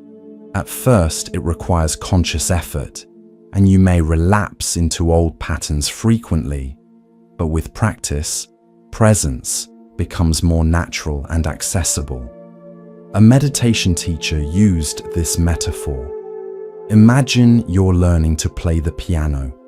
At first, every note requires conscious attention, and you make many mistakes. But with practice, your fingers begin to know their way around the keyboard. You don't have to think about each note. Playing becomes more natural and flowing.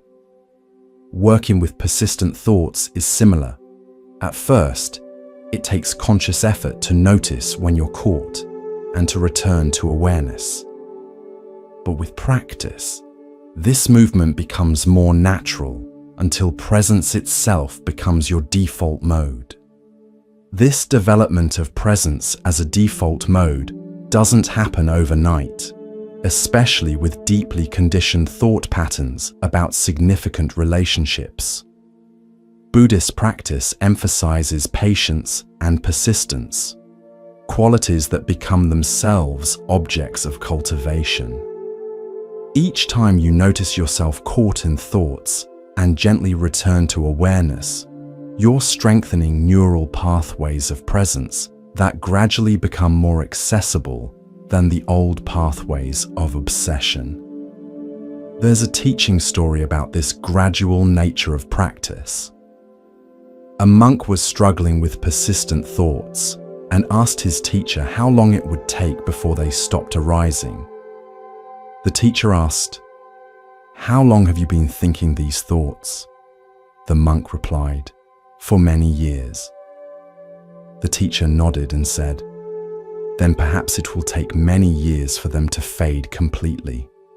But with practice, your relationship with them will change long before they disappear. They will arise, but they won't disturb your peace." This changing relationship with thoughts is the heart of the practice. The goal is not to never think about the person again, but to be free even when thoughts arise. To know yourself as the boundless awareness in which thoughts appear, rather than as a separate, self-defined and controlled by thinking. This freedom within thinking is what Buddhism calls liberation in the midst of conditions. Not a transcendent state beyond everyday experience, but the discovery of spaciousness right in the heart of your ordinary human life, including all its difficulties and attachments. It's the recognition that true freedom doesn't depend on controlling or eliminating particular experiences, but on recognizing the awareness that is already free regardless of what appears within it. A Zen master expressed this with elegant simplicity. Enlightenment is intimacy with all things. This includes intimacy with your own mind and heart, even when they're filled with thoughts of someone you wish you could forget. Instead of fighting against these thoughts in the name of spiritual progress, can you meet them with the same intimate awareness you would offer to any other aspect of reality? This intimacy doesn't mean indulgence or identification. It's the clear, compassionate presence that neither clings to thoughts nor pushes them away. the middle way we've been exploring. It's the willingness to be fully present with whatever arises, not because you enjoy painful thoughts, but because you recognize that presence itself is the path to freedom. There's a beautiful teaching from the Tibetan tradition. Whatever arises in the mind is the path. Nothing needs to be rejected or eliminated. Everything that appears in consciousness can be used for awakening when met with clear awareness.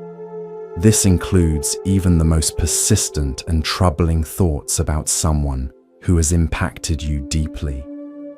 From this perspective, the person who won't leave your thoughts is not an obstacle to your well-being, but a doorway to deeper understanding if approached with awareness rather than resistance.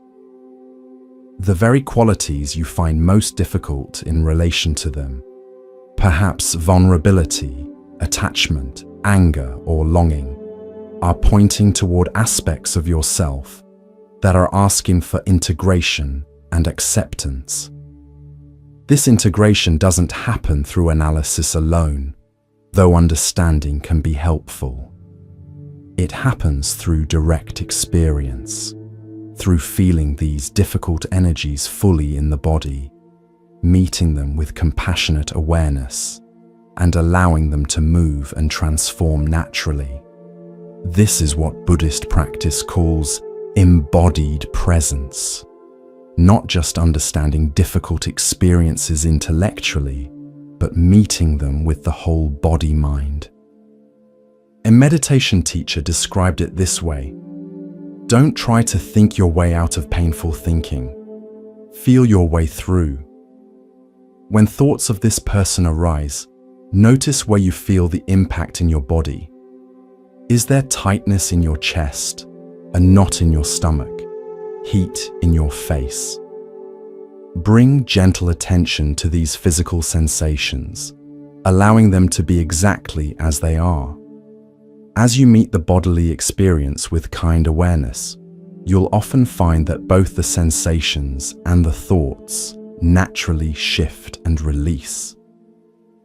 This embodied approach acknowledges that our thoughts about someone aren't just mental concepts, they're whole body experiences involving sensations, emotions, images, and energy. By meeting the full-bodied experience, rather than just the mental storyline, you create conditions for natural integration and healing. This healing doesn't mean you'll never think of the person again. It means that when thoughts arise, they no longer carry the same charge or create the same suffering. They become simply one more appearance in the vast field of awareness, neither particularly problematic nor particularly significant. The person who once dominated your mental landscape becomes just one of many characters passing through the movie of consciousness. A Zen teacher expressed this with a simple but profound metaphor.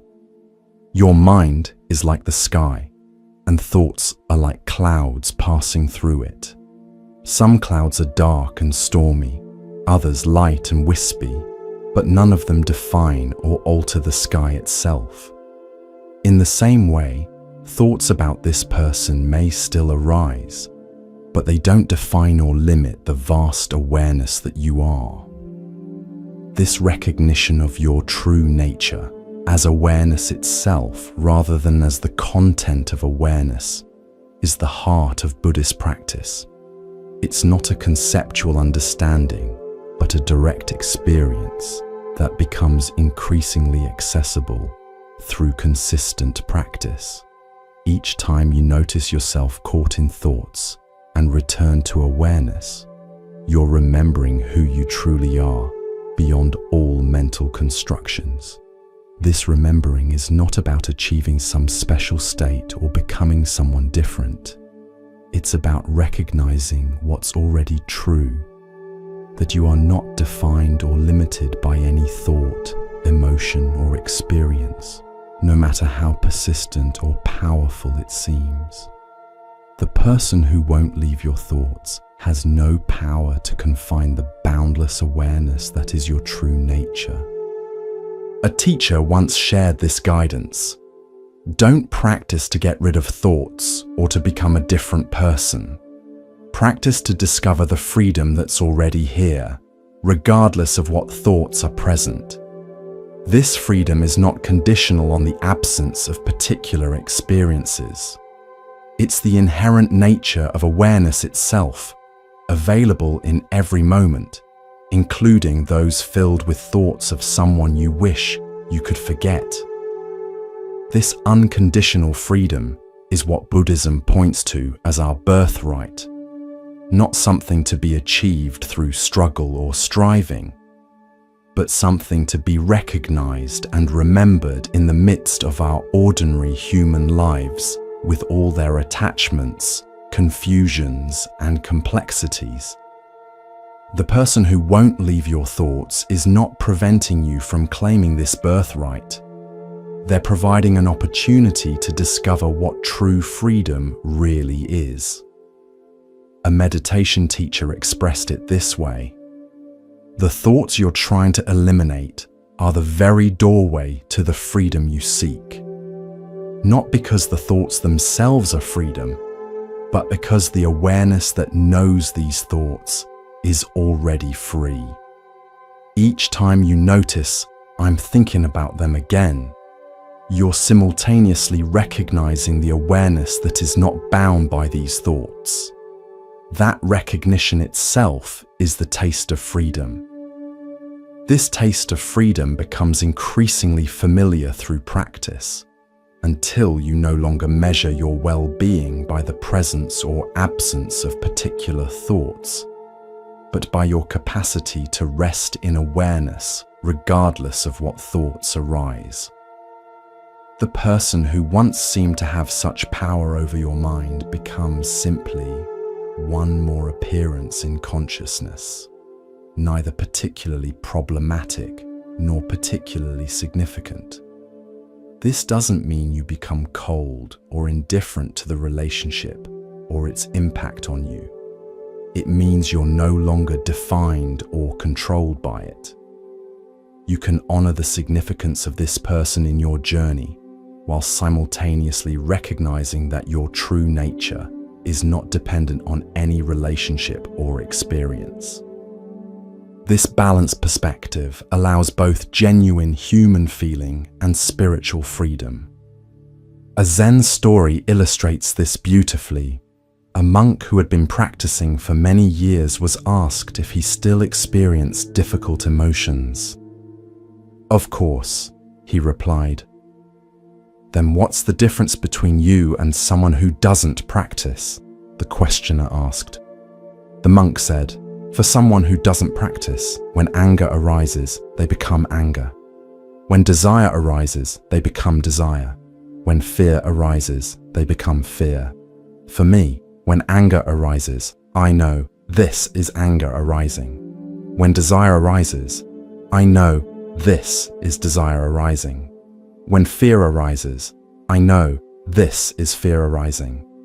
I experience these emotions fully, but I don't become them. In the same way, when thoughts of someone arise in your mind, you can know these are thoughts arising without becoming identified with them as my thoughts that define who you are."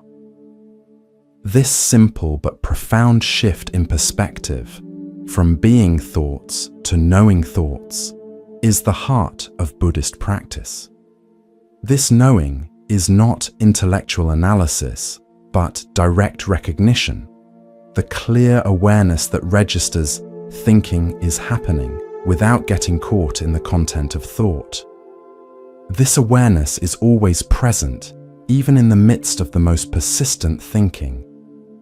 It's like the screen on which all mental movies play, always there, regardless of whether the movie is a light-hearted comedy or an intense drama.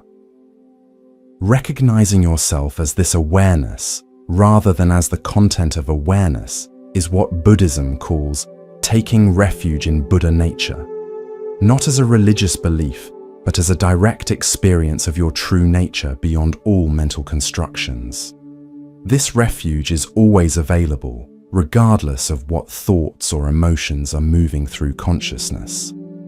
A teacher described it this way: the next time thoughts of this person arise, instead of focusing on the thoughts themselves, notice the awareness that knows these thoughts are happening.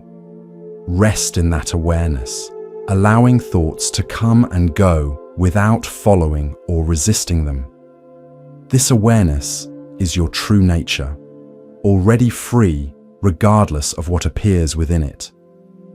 This resting in awareness is not a technique to make unwanted thoughts disappear. It's a recognition of what's already true, that you are not defined or limited by any thought, emotion, or experience, no matter how persistent or powerful it seems. The person who won't leave your thoughts has no power to confine the boundless awareness that is your true nature. As this recognition deepens through practice, there's a natural relaxation of the struggle with persistent thoughts. They may still arise, but they no longer create the same suffering because you're no longer identified with them or fighting against them. They become simply one more appearance in the vast field of awareness, neither particularly problematic nor particularly significant. This doesn't mean you become indifferent to your human experience or to the relationship that these thoughts represent. It means you hold this experience within a larger context of understanding, one that includes both the personal dimension of feelings and memories and the transpersonal dimension of awareness itself. A meditation teacher expressed it this way: you can honor the significance of this person in your journey while simultaneously recognizing that your true nature is not dependent on any relationship or experience. This balanced perspective allows both genuine human feeling and spiritual freedom.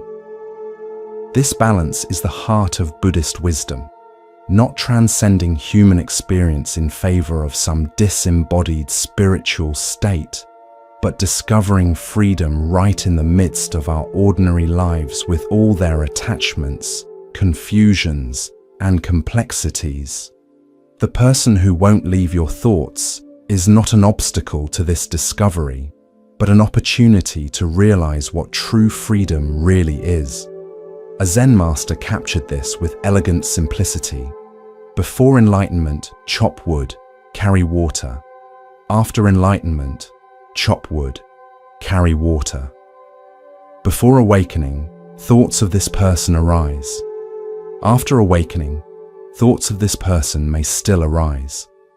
The difference is not in the presence or absence of particular experiences, but in how they're met, with identification and resistance, or with clear, compassionate awareness. This clear awareness doesn't eliminate thoughts about the person, but it transforms their meaning and impact. What once felt like a prison of obsession becomes simply one more aspect of the ever-changing flow of consciousness, neither particularly problematic nor particularly significant.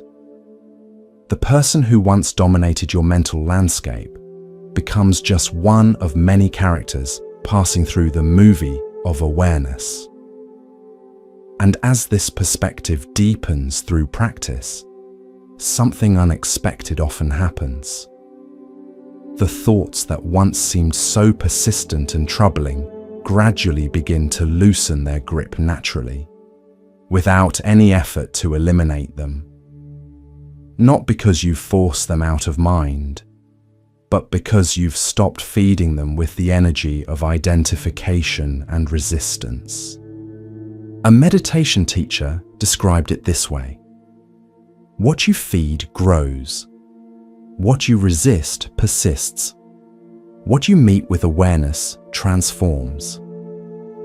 When you stop feeding persistent thoughts with the energy of either indulgence or resistance, and instead meet them with clear, compassionate awareness, they gradually lose their compulsive quality. They may still arise, but they no longer create the same suffering, because you're no longer identified with them or fighting against them. This natural transformation doesn't happen overnight, especially with deeply conditioned thought patterns about significant relationships. Buddhist practice emphasizes patience and persistence, qualities that become themselves objects of cultivation. Each time you notice yourself caught in thoughts and gently return to awareness, you're strengthening neural pathways of presence that gradually become more accessible than the old pathways of obsession. A teacher once shared this guidance. Don't measure your progress by how often the person comes to mind. Measure it by how quickly you notice when you're caught in thoughts and how kindly you return to awareness. This is the practice. Not eliminating particular experiences, but cultivating the capacity to meet all experiences with clear, compassionate presence. This capacity develops gradually through consistent practice, like building any skill. At first, you may find yourself lost in thoughts about the person for long periods, before remembering to return to awareness. That's normal, and nothing to judge yourself for. Each moment of remembering is a success, regardless of how long you were caught before that moment. As the practice deepens, you'll likely notice that you catch yourself more quickly when lost in thoughts, and that the quality of your response becomes more compassionate and less judgmental. You may also notice that thoughts about the person begin to arise less frequently or with less emotional charge. But these changes are side effects of the practice, not its primary goal. The goal is not to never think about the person again, but to be free even when thoughts arise, to know yourself as the boundless awareness in which thoughts appear, rather than as a separate self-defined and controlled by thinking. This freedom within thinking is what Buddhism calls liberation in the midst of conditions, not a transcendent state beyond everyday experience, but the discovery of spaciousness right in the heart of your ordinary human life. A Zen master expressed this with simple elegance. The great way is not difficult for those who have no preferences. As long as you're preferring not to think about someone, as long as you're judging these thoughts as problems to be eliminated, you remain caught in the very dynamic that sustains them. When you drop preferences and meet each thought with the same clear awareness, regardless of its content, the great way of freedom naturally reveals itself. This freedom is not something you achieve through struggle or striving. It's your natural state, always available beneath the surface of mental activity. The practice is simply to recognize and remember this truth, moment by moment, regardless of what thoughts or emotions are moving through consciousness. A meditation teacher described it this way: freedom is not found in the absence of challenging thoughts and emotions, but in their presence met with awareness. The person who won't leave your thoughts is not preventing your freedom. They're providing an opportunity to discover what true freedom really is. Not the absence of particular experiences, but the presence of awareness that can hold all experiences without being defined by any of them. This discovery is not abstract philosophy, but direct experience. The lived recognition that you are not confined or defined by any thought, emotion, or memory, no matter how persistent or powerful it seems. This recognition doesn't make unwanted thoughts disappear, but it transforms their meaning and impact. What once felt like a prison of obsession becomes simply one more aspect of the ever-changing flow of consciousness. And as this perspective deepens through practice, the thoughts that once seemed so persistent and troubling gradually begin to loosen their grip naturally, without any effort to eliminate them. Not because you force them out of mind, but because you've stopped feeding them with the energy of identification and resistance. Like a fire that naturally dies down when no longer fueled, thoughts about this person gradually become less compelling when no longer fed by your struggle against them. This natural fading is not the same as suppression or avoidance. It's the organic result of seeing clearly that these thoughts are simply movements in consciousness rather than defining realities. When you no longer treat them as problems to be solved or enemies to be vanquished, they gradually lose their power to disturb your peace. A teacher expressed it this way: don't try to force thoughts out of your mind. Instead, create conditions where they naturally fade in significance. These conditions include regular meditation practice, cultivation of present moment awareness in daily life, development of compassion for yourself and others, and deepening understanding of the impermanent, interdependent nature of all phenomena. These practices don't target specific thoughts for elimination. They transform your relationship with all experience, creating an inner environment where obsessive thinking naturally subsides like a wave returning to the ocean. The person who once dominated your mental landscape gradually becomes just one of many characters passing through the movie of consciousness, neither particularly problematic nor particularly significant.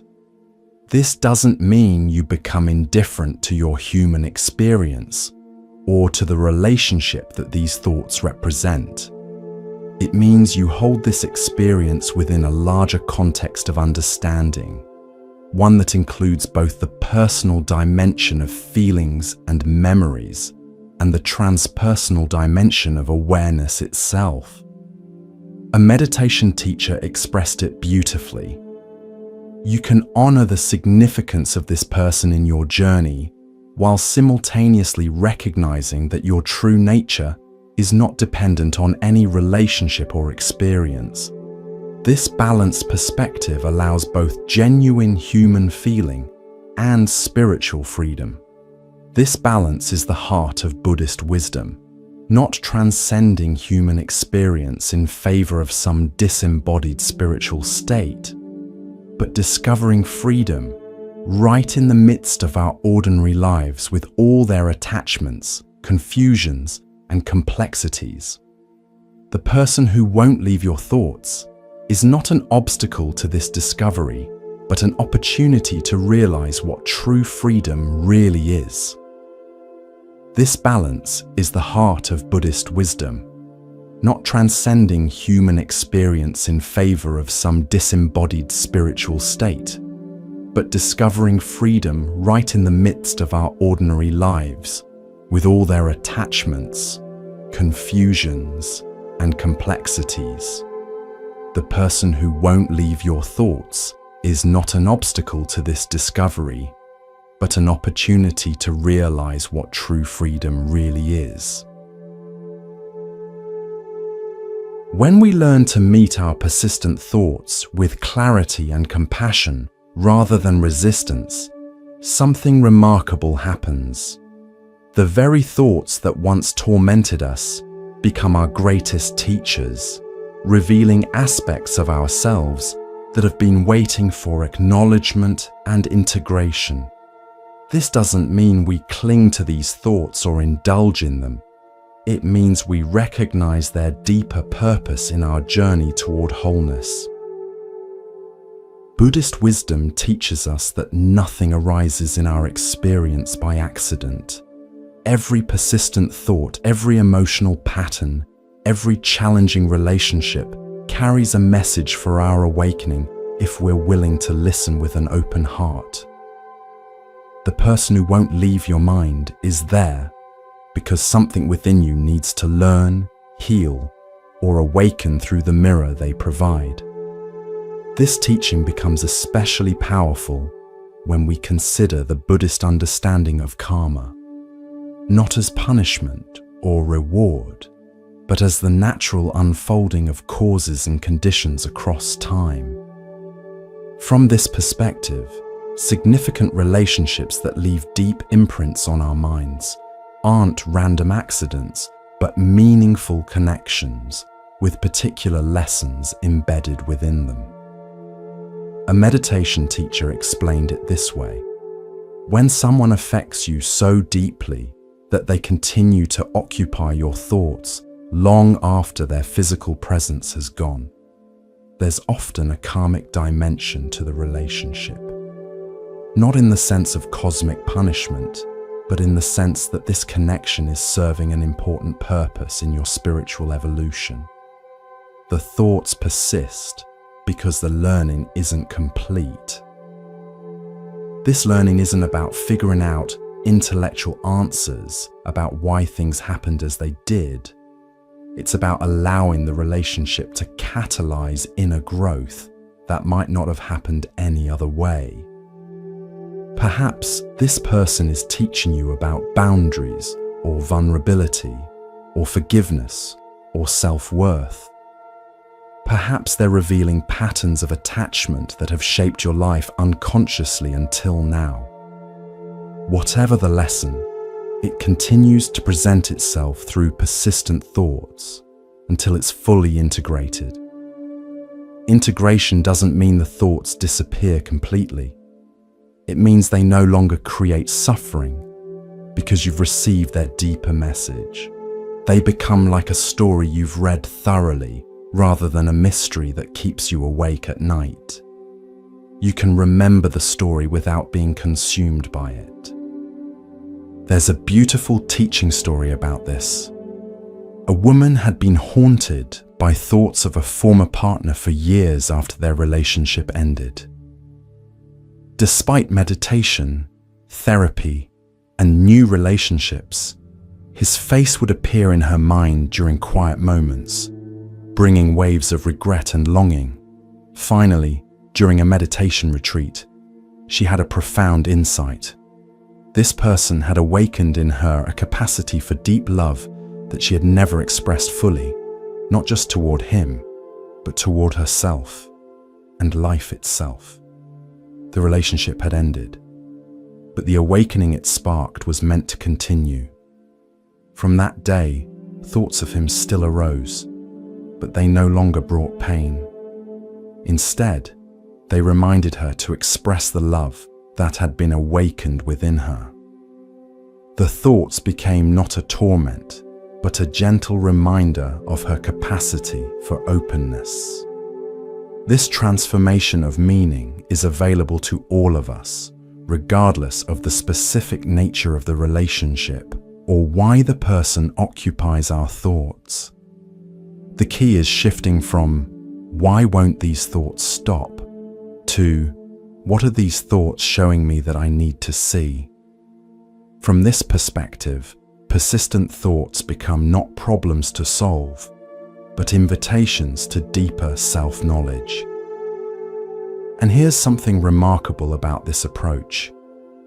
When we receive the invitation and learn the lesson, the thoughts often naturally begin to fade or transform.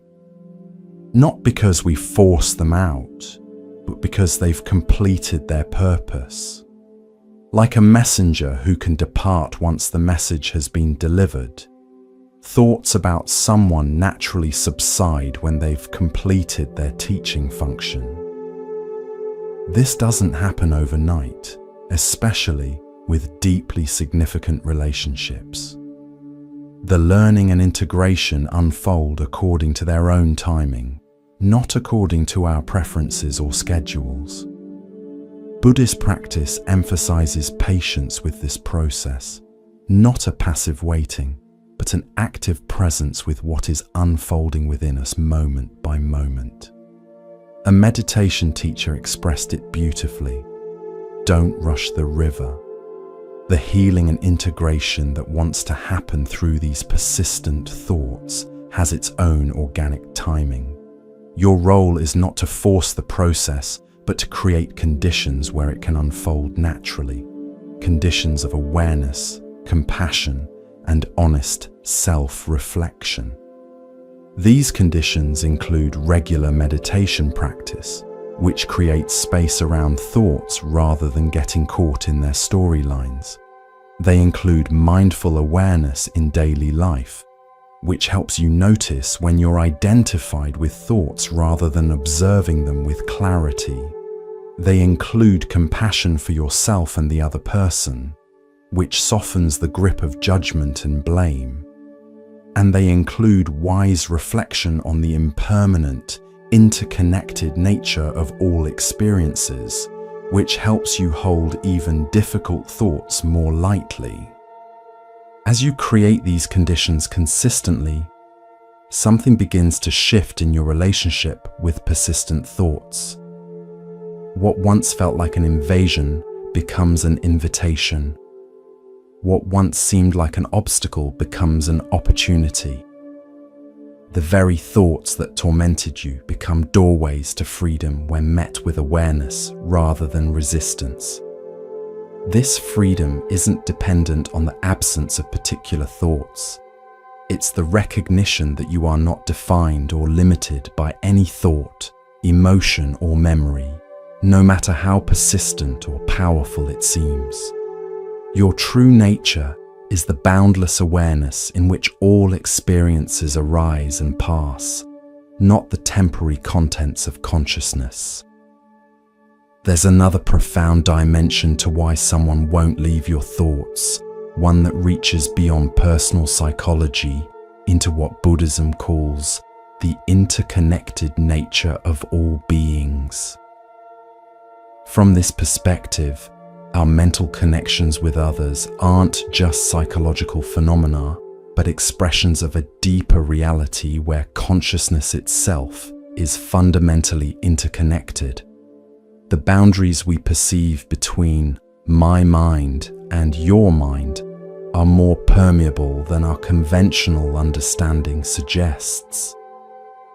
A meditation teacher described it this way: when someone occupies your thoughts with unusual persistence, sometimes what you're experiencing is a form of consciousness connection that transcends ordinary understanding. Your thoughts of them might be mirroring their thoughts of you, or perhaps there's an energetic resonance between you that continues beyond physical proximity.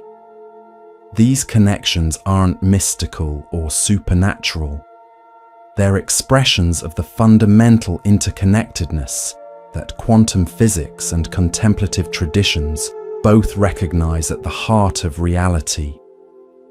This interconnected view doesn't mean you should interpret persistent thoughts as evidence of destiny or cosmic significance. Rather, it invites us to hold our experience in a larger context that includes dimensions of connection we don't fully understand. Perhaps the person in your thoughts is there partly because there's a resonance between your consciousness and theirs that serves some purpose in both your journeys. Ancient Buddhist texts speak of what's called mind-to-mind transmission, the recognition that consciousness can connect directly with consciousness beyond the ordinary boundaries of separate identities. While modern interpretations vary, this tradition points toward an understanding that our mental lives aren't as private and separate as we typically assume. The boundaries between minds are more like permeable membranes than solid walls. This perspective doesn't diminish your responsibility for working skillfully with your own mind, but it does suggest that persistent thoughts about someone might sometimes be picking up on a genuine connection that exists at levels beyond ordinary awareness. Instead of treating these thoughts merely as problems within your individual psychology, you might consider them as signals from the interconnected field of consciousness that includes both you and the other person. A meditation teacher shared this insight. Sometimes when someone won't leave your thoughts, it's as if there's an invisible thread of connection that remains active. Not because you're failing to let go properly, but because at some level, your consciousness and theirs remain in communication. This doesn't mean you should reach out to them if the relationship was unhealthy, but it might invite a different relationship with the persistent thoughts themselves, perhaps seeing them as part of a larger conversation happening beyond ordinary awareness. This interconnected view is supported by certain practices in Tibetan Buddhism, where practitioners deliberately cultivate awareness of the connections between their own consciousness and that of others. These practices aren't about psychic phenomena or supernatural abilities. They're about recognizing the fundamental nature of consciousness itself as boundless and interconnected, rather than isolated and confined to individual brains. From this perspective, someone who won't leave your thoughts might sometimes be there, not just because of your own unresolved emotions or attachments, but because there's a genuine connection in consciousness that remains active.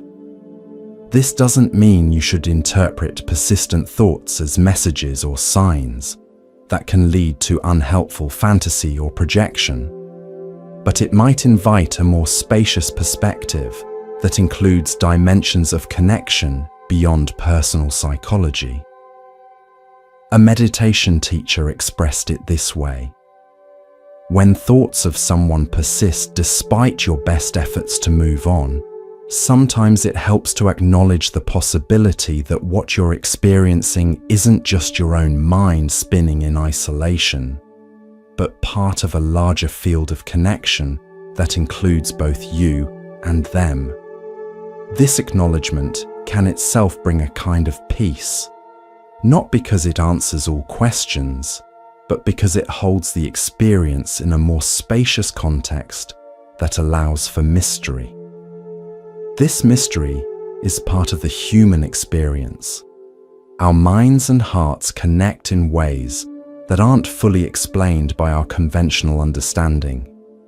The person who won't leave your thoughts might be there partly because something in the deeper field of consciousness wants this connection to remain active, even if only in thought, because it serves some purpose in the unfolding of both your journeys. Again, this perspective doesn't absolve you of responsibility for working skillfully with your own mind. All the practices we've explored, mindfulness, compassion, clear seeing, and non-identification, remain essential. But it does invite a relationship with persistent thoughts that includes dimensions beyond personal psychology, beyond the narrative of, "I need to get over this person," or "There must be something wrong with me because I can't stop thinking about them." Perhaps what's happening is exactly what needs to happen in the larger unfolding of consciousness itself. Perhaps these persistent thoughts are not evidence of failure or dysfunction, but expressions of connections that serve purposes our ordinary minds can't fully comprehend. This doesn't mean romanticizing painful fixations or excusing unhealthy attachments.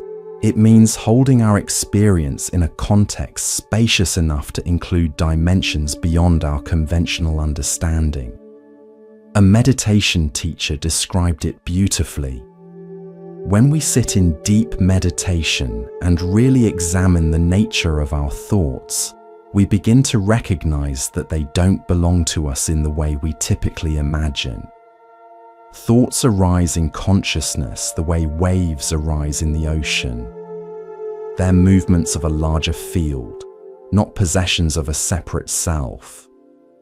The person who won't leave your thoughts is there as a movement in this larger field of consciousness, and this movement serves purposes that may extend beyond your personal story. This larger field perspective helps explain why some connections persist with unusual strength despite time, distance, and even our sincere efforts to move on.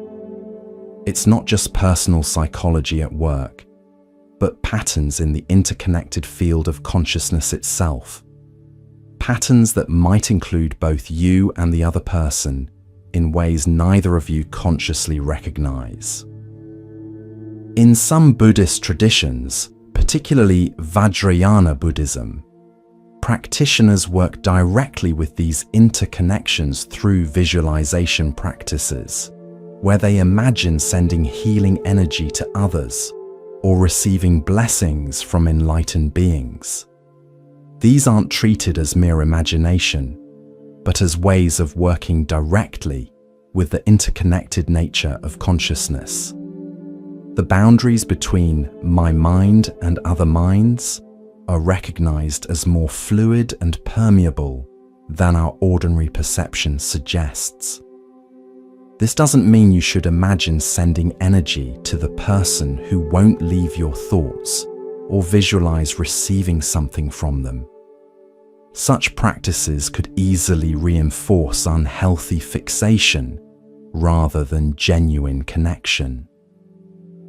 But it does suggest that the Buddhist understanding of mind includes dimensions of connection that go beyond our conventional boundaries of separate selves.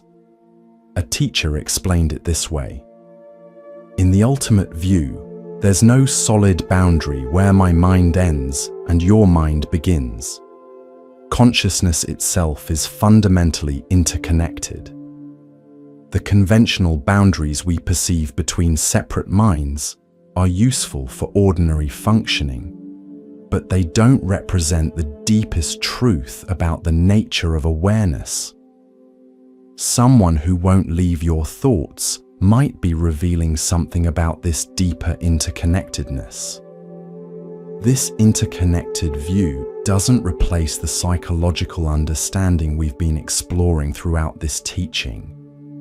Rather, it adds another dimension to it, suggesting that persistent thoughts about someone might be meaningful, not just in terms of your personal psychology, but in terms of patterns in the larger field of consciousness that includes both you and them.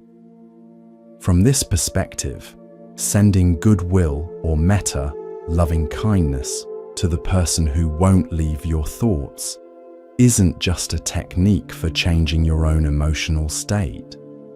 It's a recognition of the genuine connection that exists between your consciousness and theirs, regardless of physical separation or the status of your external relationship. A meditation teacher described it this way: when you practice sending loving kindness to someone who occupies your thoughts, you're working directly with the reality of interconnection. You're acknowledging that at the level of consciousness itself, there is no solid separation between you and them. This doesn't mean you need to reconnect in ordinary ways if the relationship was unhealthy. It means you're recognizing the deeper reality that transcends the conventional boundaries of separate selves. This practice isn't about romanticizing difficult relationships or excusing harmful behavior. It's about relating to persistent thoughts from the perspective of fundamental interconnection rather than isolated individual psychology. From this view, your thoughts of someone aren't just your private mental content. They're movements in a shared field of consciousness that includes both you and them. This understanding provides another approach to working with persistent thoughts, not replacing the practices we've explored, but adding another dimension to them. Instead of seeing these thoughts as solely your personal psychological material to work through, you might relate to them as expressions of connections in consciousness that serve purposes beyond your personal narrative. A meditation teacher expressed it beautifully. When you sit in meditation and notice thoughts of this person arising, you can recognize them not just as your thoughts, but as movements in the interconnected field of consciousness. This recognition itself brings a kind of spaciousness that can ease the sense of personal burden or struggle with these thoughts. They're not just yours to deal with, they're expressions of connections in the larger field that includes both you and them. This spaciousness doesn't mean avoiding responsibility for your own mind. All the practices of mindfulness, clear seeing, and compassionate presence remain essential. But it does mean holding your experience in a larger context that includes dimensions beyond personal psychology. The person who won't leave your thoughts might be there not just because of your unresolved emotions or attachments, but because something in the interconnected field of consciousness wants this connection to remain active in some form. From this perspective, even the most difficult, persistent thoughts can be held in a context of meaning rather than just personal struggle. They become not just obstacles to overcome, but expressions of deeper patterns in consciousness itself. Patterns that might be serving purposes your ordinary mind can't fully comprehend. A teacher shared this insight. When someone continues to occupy your thoughts, despite your sincere efforts to move on, sometimes the most helpful approach is to recognize that there's more happening than just your personal psychology at work. There are patterns and purposes in the interconnected field of consciousness that include both you and them, and these patterns might be expressing themselves through your persistent thoughts. This recognition doesn't solve the practical challenge of working with difficult thoughts, but it does place that challenge in a larger context that can ease the sense of personal burden or failure. You're not just struggling with your own stubborn psychology, you're participating in movements of consciousness that extend beyond your individual self. From this larger perspective, the Buddhist practices we've been exploring take on additional significance. Mindfulness becomes not just a way of working with your own difficult thoughts, but a way of relating to the interconnected field of consciousness with clarity and presence. Compassion becomes not just a skillful response to your own suffering, but recognition of the shared nature of consciousness that includes both you and the person in your thoughts. The practice of non-identification, recognizing that you are not your thoughts, extends to recognizing that thoughts themselves don't belong to anyone in the way we typically imagine. They're movements in consciousness arising from countless conditions and causes, many of which extend beyond what we conventionally identify as our personal history or psychology. A meditation teacher expressed it this way: when we really examine the origins of any thought, including persistent thoughts about someone, we find that it doesn't come from a solid, separate self. It arises from countless conditions, not just your personal history with this person, but patterns of human attachment formed over evolutionary time, cultural shapes of relationship embedded in language and story, and movements in the interconnected field of consciousness that includes both you and them. Seeing this doesn't make the thought disappear, but it does transform your relationship with it. A meditation teacher expressed it this way: when you practice sending loving kindness to someone who occupies your thoughts, you're working directly with the reality of interconnection. You're acknowledging that at the level of consciousness itself, there is no solid separation between you and them. This practice can transform not just your own relationship with difficult thoughts, but the quality of the interconnection itself. This transformation doesn't depend on the other person's awareness or participation. It happens at the level of consciousness itself, which isn't constrained by the boundaries we perceive between separate minds. Your practice of sending goodwill affects the quality of the interconnection, regardless of whether they're consciously aware of it. This understanding provides another approach to the question of why someone won't leave your thoughts. Perhaps they remain present in your awareness, partly because the interconnection between your consciousness and theirs is still active and serving some purpose in the larger field. This doesn't mean you're meant to be together in a romantic sense, or that you should re-establish contact if the relationship was unhealthy. It means there's meaning in the continued mental connection that transcends your personal narrative about the relationship. A teacher shared this insight.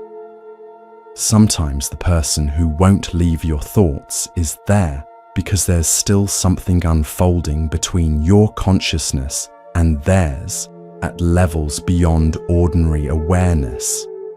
Not because you're failing to let go properly, but because at the level of consciousness itself, there's a conversation or exchange still happening.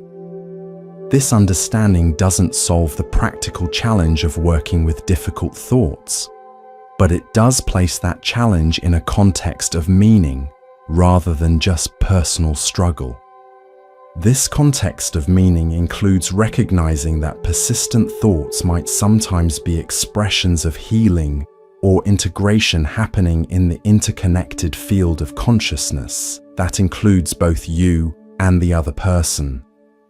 Perhaps your persistent thoughts are part of a process that serves purposes beyond your personal healing or growth. Purposes that include patterns of learning or understanding unfolding in consciousness itself. From this perspective, the Buddhist practices we've been exploring become ways of participating consciously in this larger unfolding. Mindfulness becomes a way of bringing clear awareness to the interconnected nature of consciousness. Compassion becomes recognition of the shared field that includes both you and the person in your thoughts. Non-identification becomes understanding that thoughts themselves don't belong to anyone in the way we typically imagine. These practices don't replace the psychological work of understanding your own patterns of attachment, projection, or unresolved emotion, but they do place that work in a larger context that includes dimensions beyond personal psychology. The person who won't leave your thoughts might be there not just because of your unresolved issues, but because there's meaning in the continued connection at the level of consciousness itself. This understanding doesn't make persistent thoughts disappear, but it does transform their meaning and impact. They become not just personal problems to solve or overcome, but expressions of connections in the interconnected field of consciousness. Connections that might be serving purposes your ordinary mind can't fully comprehend. A meditation teacher expressed it beautifully. When someone won't leave your thoughts despite your sincere efforts to move on, sometimes the most helpful approach is to recognize that there's more happening than just your personal psychology at work. There are patterns and purposes in the interconnected field of consciousness that include both you and them, and these patterns might be expressing themselves through your persistent thoughts. This recognition brings a kind of spaciousness to the experience of persistent thinking, not because it answers all questions or solves all difficulties, but because it holds the experience in a larger context that allows for mystery and meaning beyond personal psychology. The person who won't leave your thoughts might be there partly because there's something still unfolding in the interconnected field of consciousness that includes both you and them. From this spacious perspective, even the most difficult, persistent thoughts can be held with a sense of meaning rather than just personal struggle. They become not just obstacles to overcome, but expressions of deeper currents in consciousness itself. Currents that might be flowing in directions your ordinary mind can't fully comprehend, but that serve the unfolding of understanding or healing in ways that include both you and the person in your thoughts. This doesn't mean you should interpret persistent thoughts as messages or signs about your ordinary relationship with this person. Such interpretations often lead to unhelpful fantasy or projection rather than genuine understanding. But it does suggest that these thoughts might sometimes have meaning beyond your personal psychology, meaning that relates to the interconnected nature of consciousness itself. A teacher described it this way: in the Buddhist understanding, consciousness is fundamentally interconnected. The boundaries we perceive between my mind and your mind are useful for ordinary functioning, but they don't represent the deepest truth about the nature of awareness. Someone who won't leave your thoughts might be revealing something about this deeper interconnectedness, not in a romantic or mystical sense, but in the sense that consciousness itself moves in patterns that transcend our conventional boundaries of separate selves. This understanding provides another dimension to the Buddhist practices we've been exploring. Mindfulness becomes not just attention to your own experience, but awareness of movements in the interconnected field of consciousness. Compassion becomes recognition of the shared nature of being that includes both you and the person in your thoughts. Non-identification extends to recognizing that thoughts themselves don't belong to anyone in the way we typically imagine. These practices don't replace the psychological work of understanding your own patterns, but they do place that work in a larger context. The person who won't leave your thoughts might be there not just because of your unresolved issues, but because there's something still unfolding in the interconnected field of consciousness that includes both you and them. This unfolding doesn't necessarily require any action or change in your ordinary relationship with this person. It's happening at the level of consciousness itself, which isn't constrained by the boundaries of space, time, or separate identities in the way our conventional understanding suggests. Your practice of mindfulness, compassion, and clear seeing contributes to this unfolding, regardless of whether you ever interact with them again in ordinary ways. A meditation teacher expressed it beautifully. When you work skillfully with persistent thoughts about someone through practices of mindfulness and compassion, you're not just changing your own psychology. You're participating in movements of healing or understanding in the interconnected field of consciousness that includes both you and them. This participation doesn't depend on their awareness or involvement. It happens at the level of consciousness itself, which transcends our conventional boundaries of separate selves. This understanding brings a kind of dignity and meaning to the challenge of persistent thoughts. They're not just personal problems to overcome or evidence of psychological dysfunction. They're expressions of connections in consciousness that might be serving purposes beyond your personal narrative, purposes that relate to patterns of healing or understanding, unfolding in ways that include both you and the person in your thoughts. From this perspective, someone who won't leave your thoughts might sometimes be there not because you're failing to let go properly, but because there's still something unfolding between your consciousness and theirs at levels beyond ordinary awareness. Not in a romantic or mystical sense, but in the sense that consciousness itself moves in patterns that transcend our conventional understanding of separate minds. This understanding doesn't replace the practices we've explored. It adds another dimension to them. When you bring mindful awareness to persistent thoughts, you're not just working with your own psychology, but participating consciously in the interconnected field of consciousness.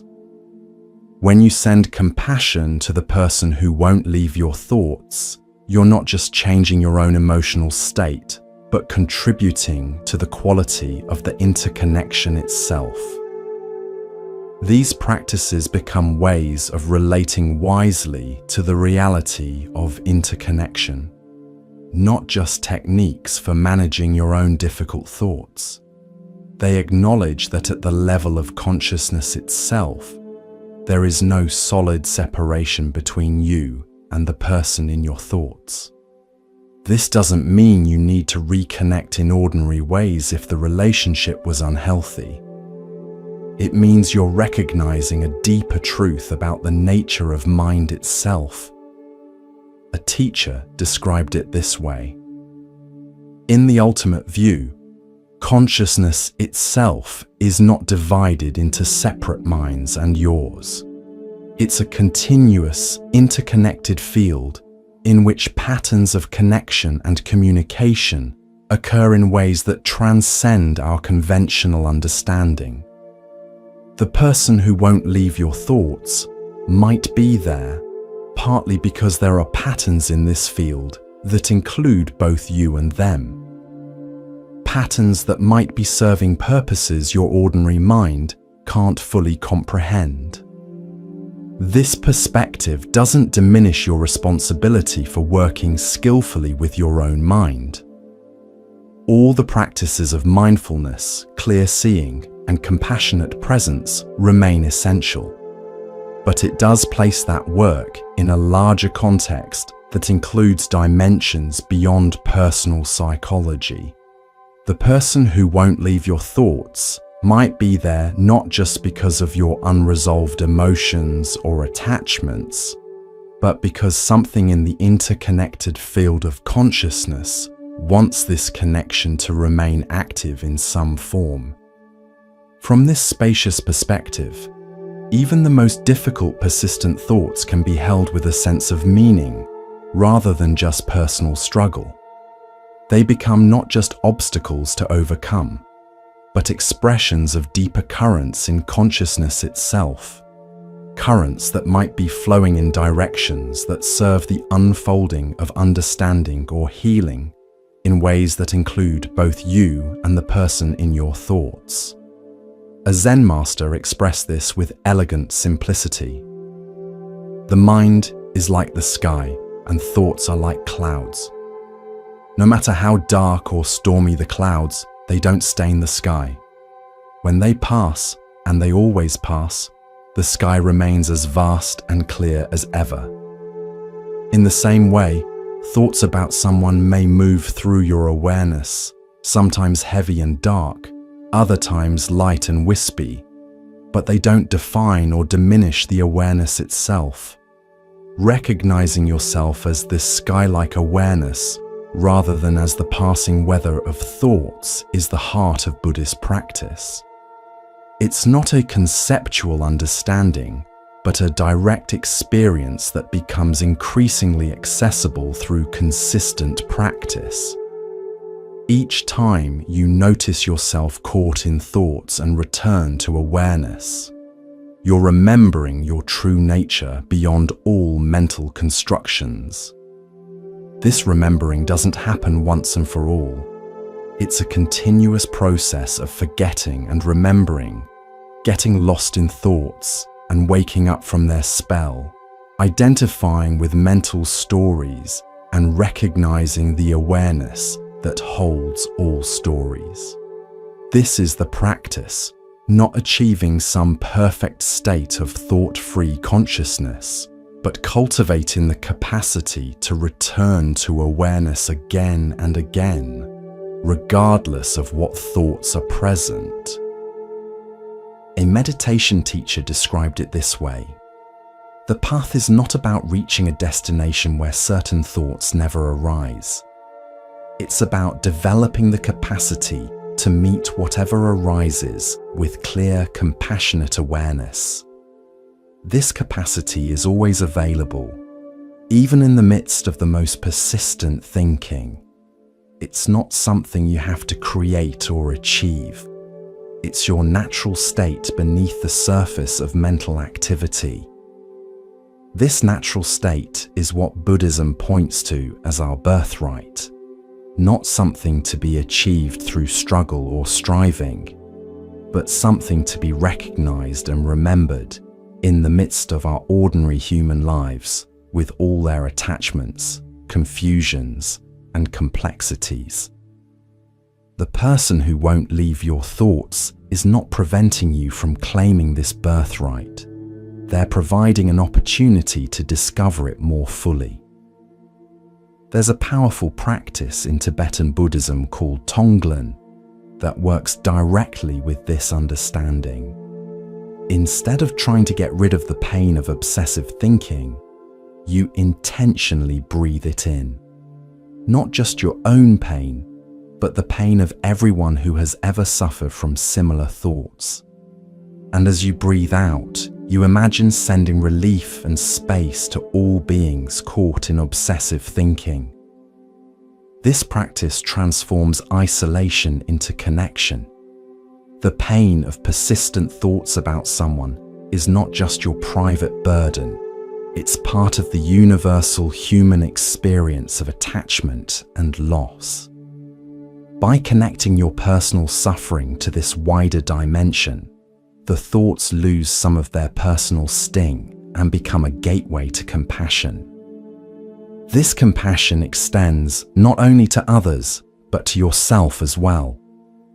The tendency to judge yourself for having persistent thoughts, to see them as signs of weakness or lack of spiritual progress, is itself a form of suffering that can be met with kindness. As a meditation teacher expressed it, be at least as kind to yourself as you would be to a dear friend struggling with the same difficulty. Would you criticize them for not being over it yet? Would you tell them they should be able to control their thoughts better? Or would you offer understanding and support for the very real challenge they're facing? This self-compassion is not self-indulgence or complacency. It's a wise recognition that harsh judgment doesn't help us grow or heal. It only adds another layer of suffering to what's already difficult. By meeting yourself with kindness when thoughts of someone persist, you create conditions where natural healing and integration can occur. And as this healing unfolds, something unexpected often happens. The thoughts that once seemed so troubling gradually begin to transform. They may continue to arise, but they no longer carry the same emotional charge or create the same suffering. Like a wound that no longer hurts when touched, thoughts of this person become simply one more aspect of your experience, rather than a source of ongoing pain. This transformation doesn't mean you forget the relationship or its impact on you. It means you hold it in a larger context of understanding, one that includes both the personal dimension of your specific history with this person and the universal dimension of human connection, attachment, and loss. From this broader perspective, persistent thoughts become not just personal torments, but part of the shared human journey toward wholeness. A meditation teacher described it this way: when someone won't leave your thoughts, you're being invited into a larger story than just your personal history with them. You're being asked to understand something essential about the nature of human connection, about how we affect each other in ways that transcend time and space, about how love and loss shape us into who we're becoming. If you can receive this invitation with an open heart, the relationship that once seemed only painful becomes a doorway to profound understanding. This understanding doesn't come through intellectual analysis alone. It arises from direct experience, from meeting persistent thoughts with awareness rather than resistance, from feeling their impact in your body, from witnessing their changing nature over time. As you practice this direct meeting with what is, insights naturally emerge that no amount of thinking could produce. These insights often reveal the deeper purpose of the relationship in your life journey, not as random suffering, but as meaningful catalysts for growth and awakening. Perhaps this person helped you recognize patterns of attachment that have shaped your life unconsciously until now. Perhaps they awakened parts of yourself that had been dormant or denied. Perhaps they showed you where your boundaries needed strengthening or where your heart needed opening. Whatever the specific learning, recognizing this deeper purpose doesn't mean you should be grateful for painful experiences or excuse harmful behavior. It means you can find meaning in even difficult relationships, rather than seeing them solely as misfortunes to recover from. This meaning-making is part of how humans transform suffering into wisdom. A teacher expressed it this way: when someone continues to occupy your thoughts long after they're gone from your life, there's often wisdom trying to emerge through the relationship. Not wisdom about them specifically, but wisdom about yourself, about your patterns, your needs, your capacity for growth and healing. If you can receive this wisdom, the persistent thoughts gradually transform from tormentors into teachers. This transformation of tormentors into teachers is at the heart of Buddhist practice. It's the recognition that our most difficult experiences, including persistent thoughts about someone, are not obstacles to our well-being, but opportunities to discover a freedom that doesn't depend on external circumstances. This freedom within difficulty is what Buddhism calls liberation in the midst of conditions. Not a transcendent state beyond everyday experience, but the discovery of spaciousness right in the heart of our ordinary human lives, with all their attachments, confusions, and complexities. The person who won't leave your thoughts is not preventing this discovery. They're providing an opportunity to realize it more fully. A meditation teacher described it beautifully. When you can sit quietly with thoughts of someone who once caused you great pain, without getting lost in the storyline about what happened or should have happened, without pushing the thoughts away or holding on to them, simply meeting them with clear, compassionate awareness. In that moment, you're discovering a freedom that was always available, but perhaps never so clearly recognized until it was tested by difficulty. This testing through difficulty is not punishment. It's how the heart grows in wisdom and compassion. Just as physical muscles develop through resistance training, our capacity for awareness develops through meeting resistance in the form of challenging experiences and persistent thoughts.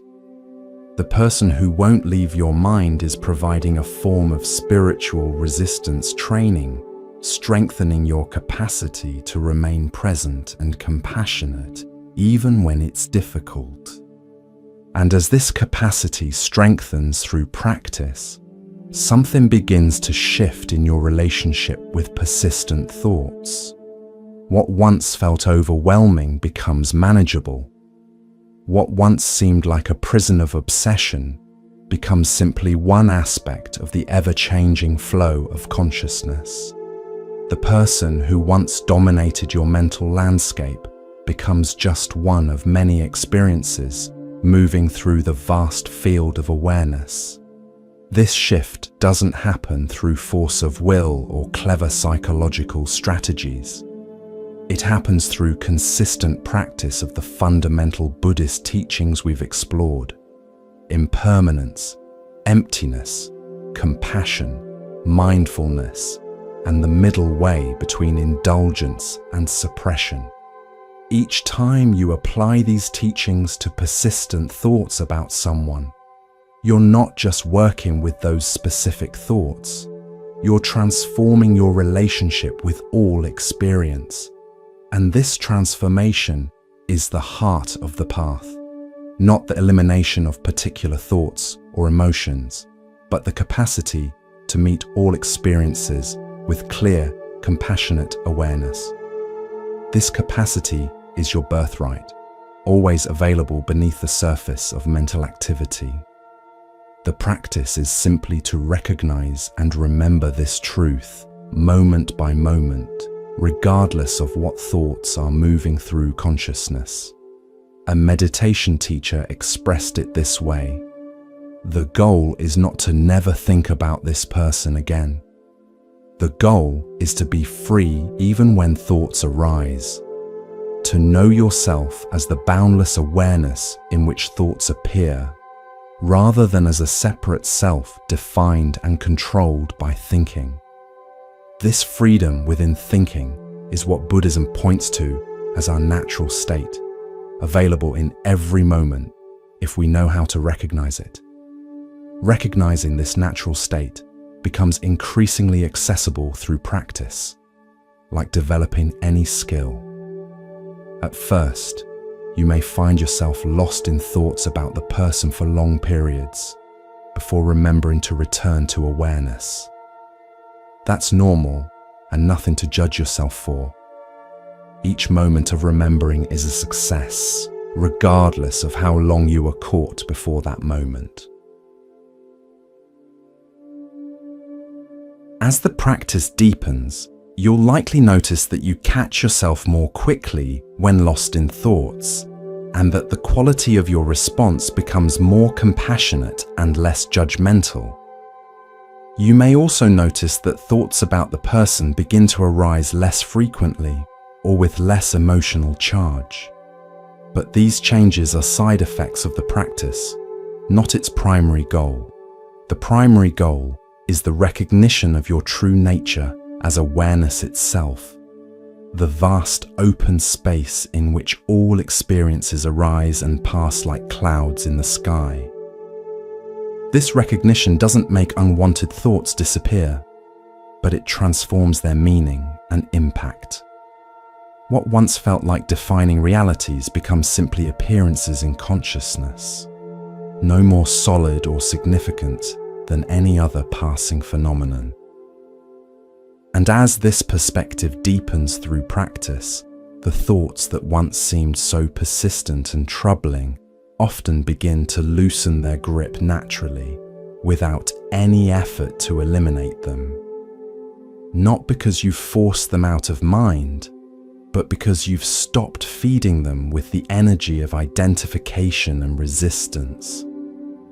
Like a fire that naturally dies down when no longer fueled, thoughts about this person gradually become less compelling when no longer fed by your struggle against them.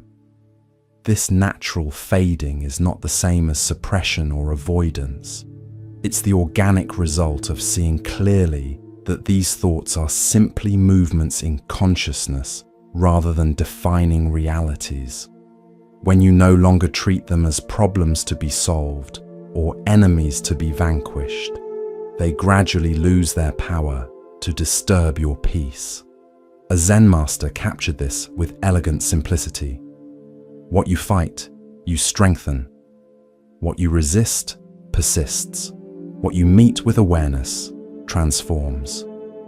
When you stop fighting persistent thoughts and instead meet them with clear, compassionate awareness, they gradually transform from apparent enemies into allies on the path of awakening. This transformation doesn't happen overnight, especially with deeply conditioned thought patterns about significant relationships. Buddhist practice emphasizes patience and persistence, qualities that become themselves objects of cultivation. Each time you notice yourself caught in thoughts and gently return to awareness, you're strengthening neural pathways of presence that gradually become more accessible than the old pathways of obsession.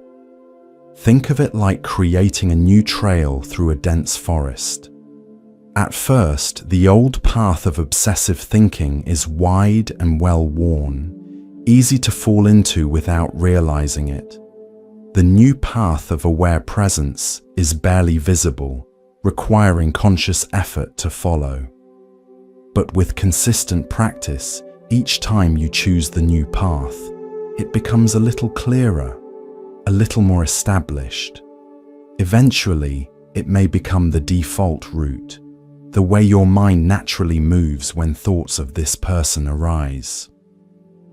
This process embodies what Buddhism calls bhavana, or cultivation, the gradual development of beneficial qualities and habits of mind through intentional practice. Rather than expecting instant results or beating yourself up when old patterns re-emerge, you recognize that transformation is a gradual process, like growing a garden from seeds. A meditation teacher used this metaphor. When planting a garden, you don't dig up the seeds every day to see if they're growing yet. You create the right conditions: good soil, adequate water and sunlight, protection from extreme conditions, and then trust the natural process of growth. Working with persistent thoughts is similar. You create conditions of awareness, compassion, and wise understanding, and then trust the natural healing process to unfold in its own time. This trust in the natural healing process is itself a form of practice. Rather than trying to force unwanted thoughts out of mind through sheer willpower, you create conditions where healing and integration can occur organically. These conditions include regular meditation practice, mindful awareness in daily life, cultivation of compassion for yourself and others, and deepening understanding of the impermanent, interconnected nature of all phenomena. As you create these conditions consistently, the relationship with persistent thoughts gradually transforms. What once felt like an invasion becomes an invitation. What once seemed like an obstacle becomes an opportunity. The very thoughts that tormented you become doorways to freedom when met with awareness rather than resistance. And this freedom is what Buddhist practice points to as our birthright, not something to be achieved through struggle or striving, but something to be recognized and remembered in the midst of our ordinary human lives with all their attachments, confusions, and complexities.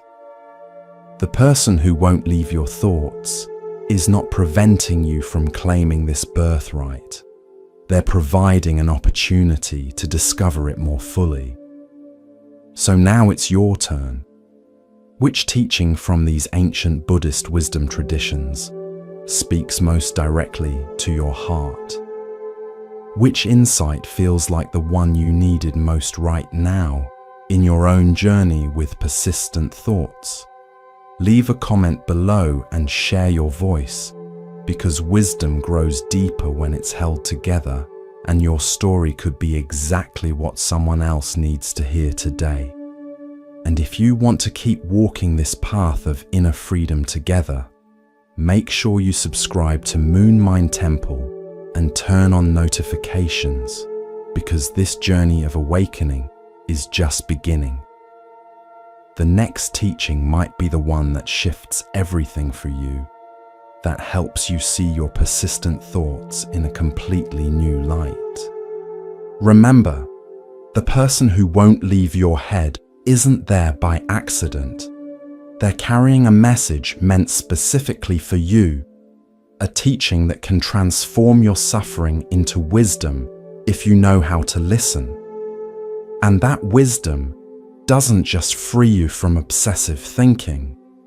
It reveals the fundamental freedom that has been your true nature all along. A freedom no thought can ever disturb or diminish.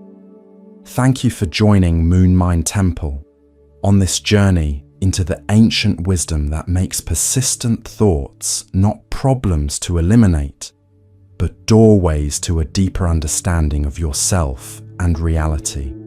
Until next time, may you meet each thought with the clear, compassionate awareness that is your birthright, and may you discover the freedom that has never been absent, only temporarily forgotten.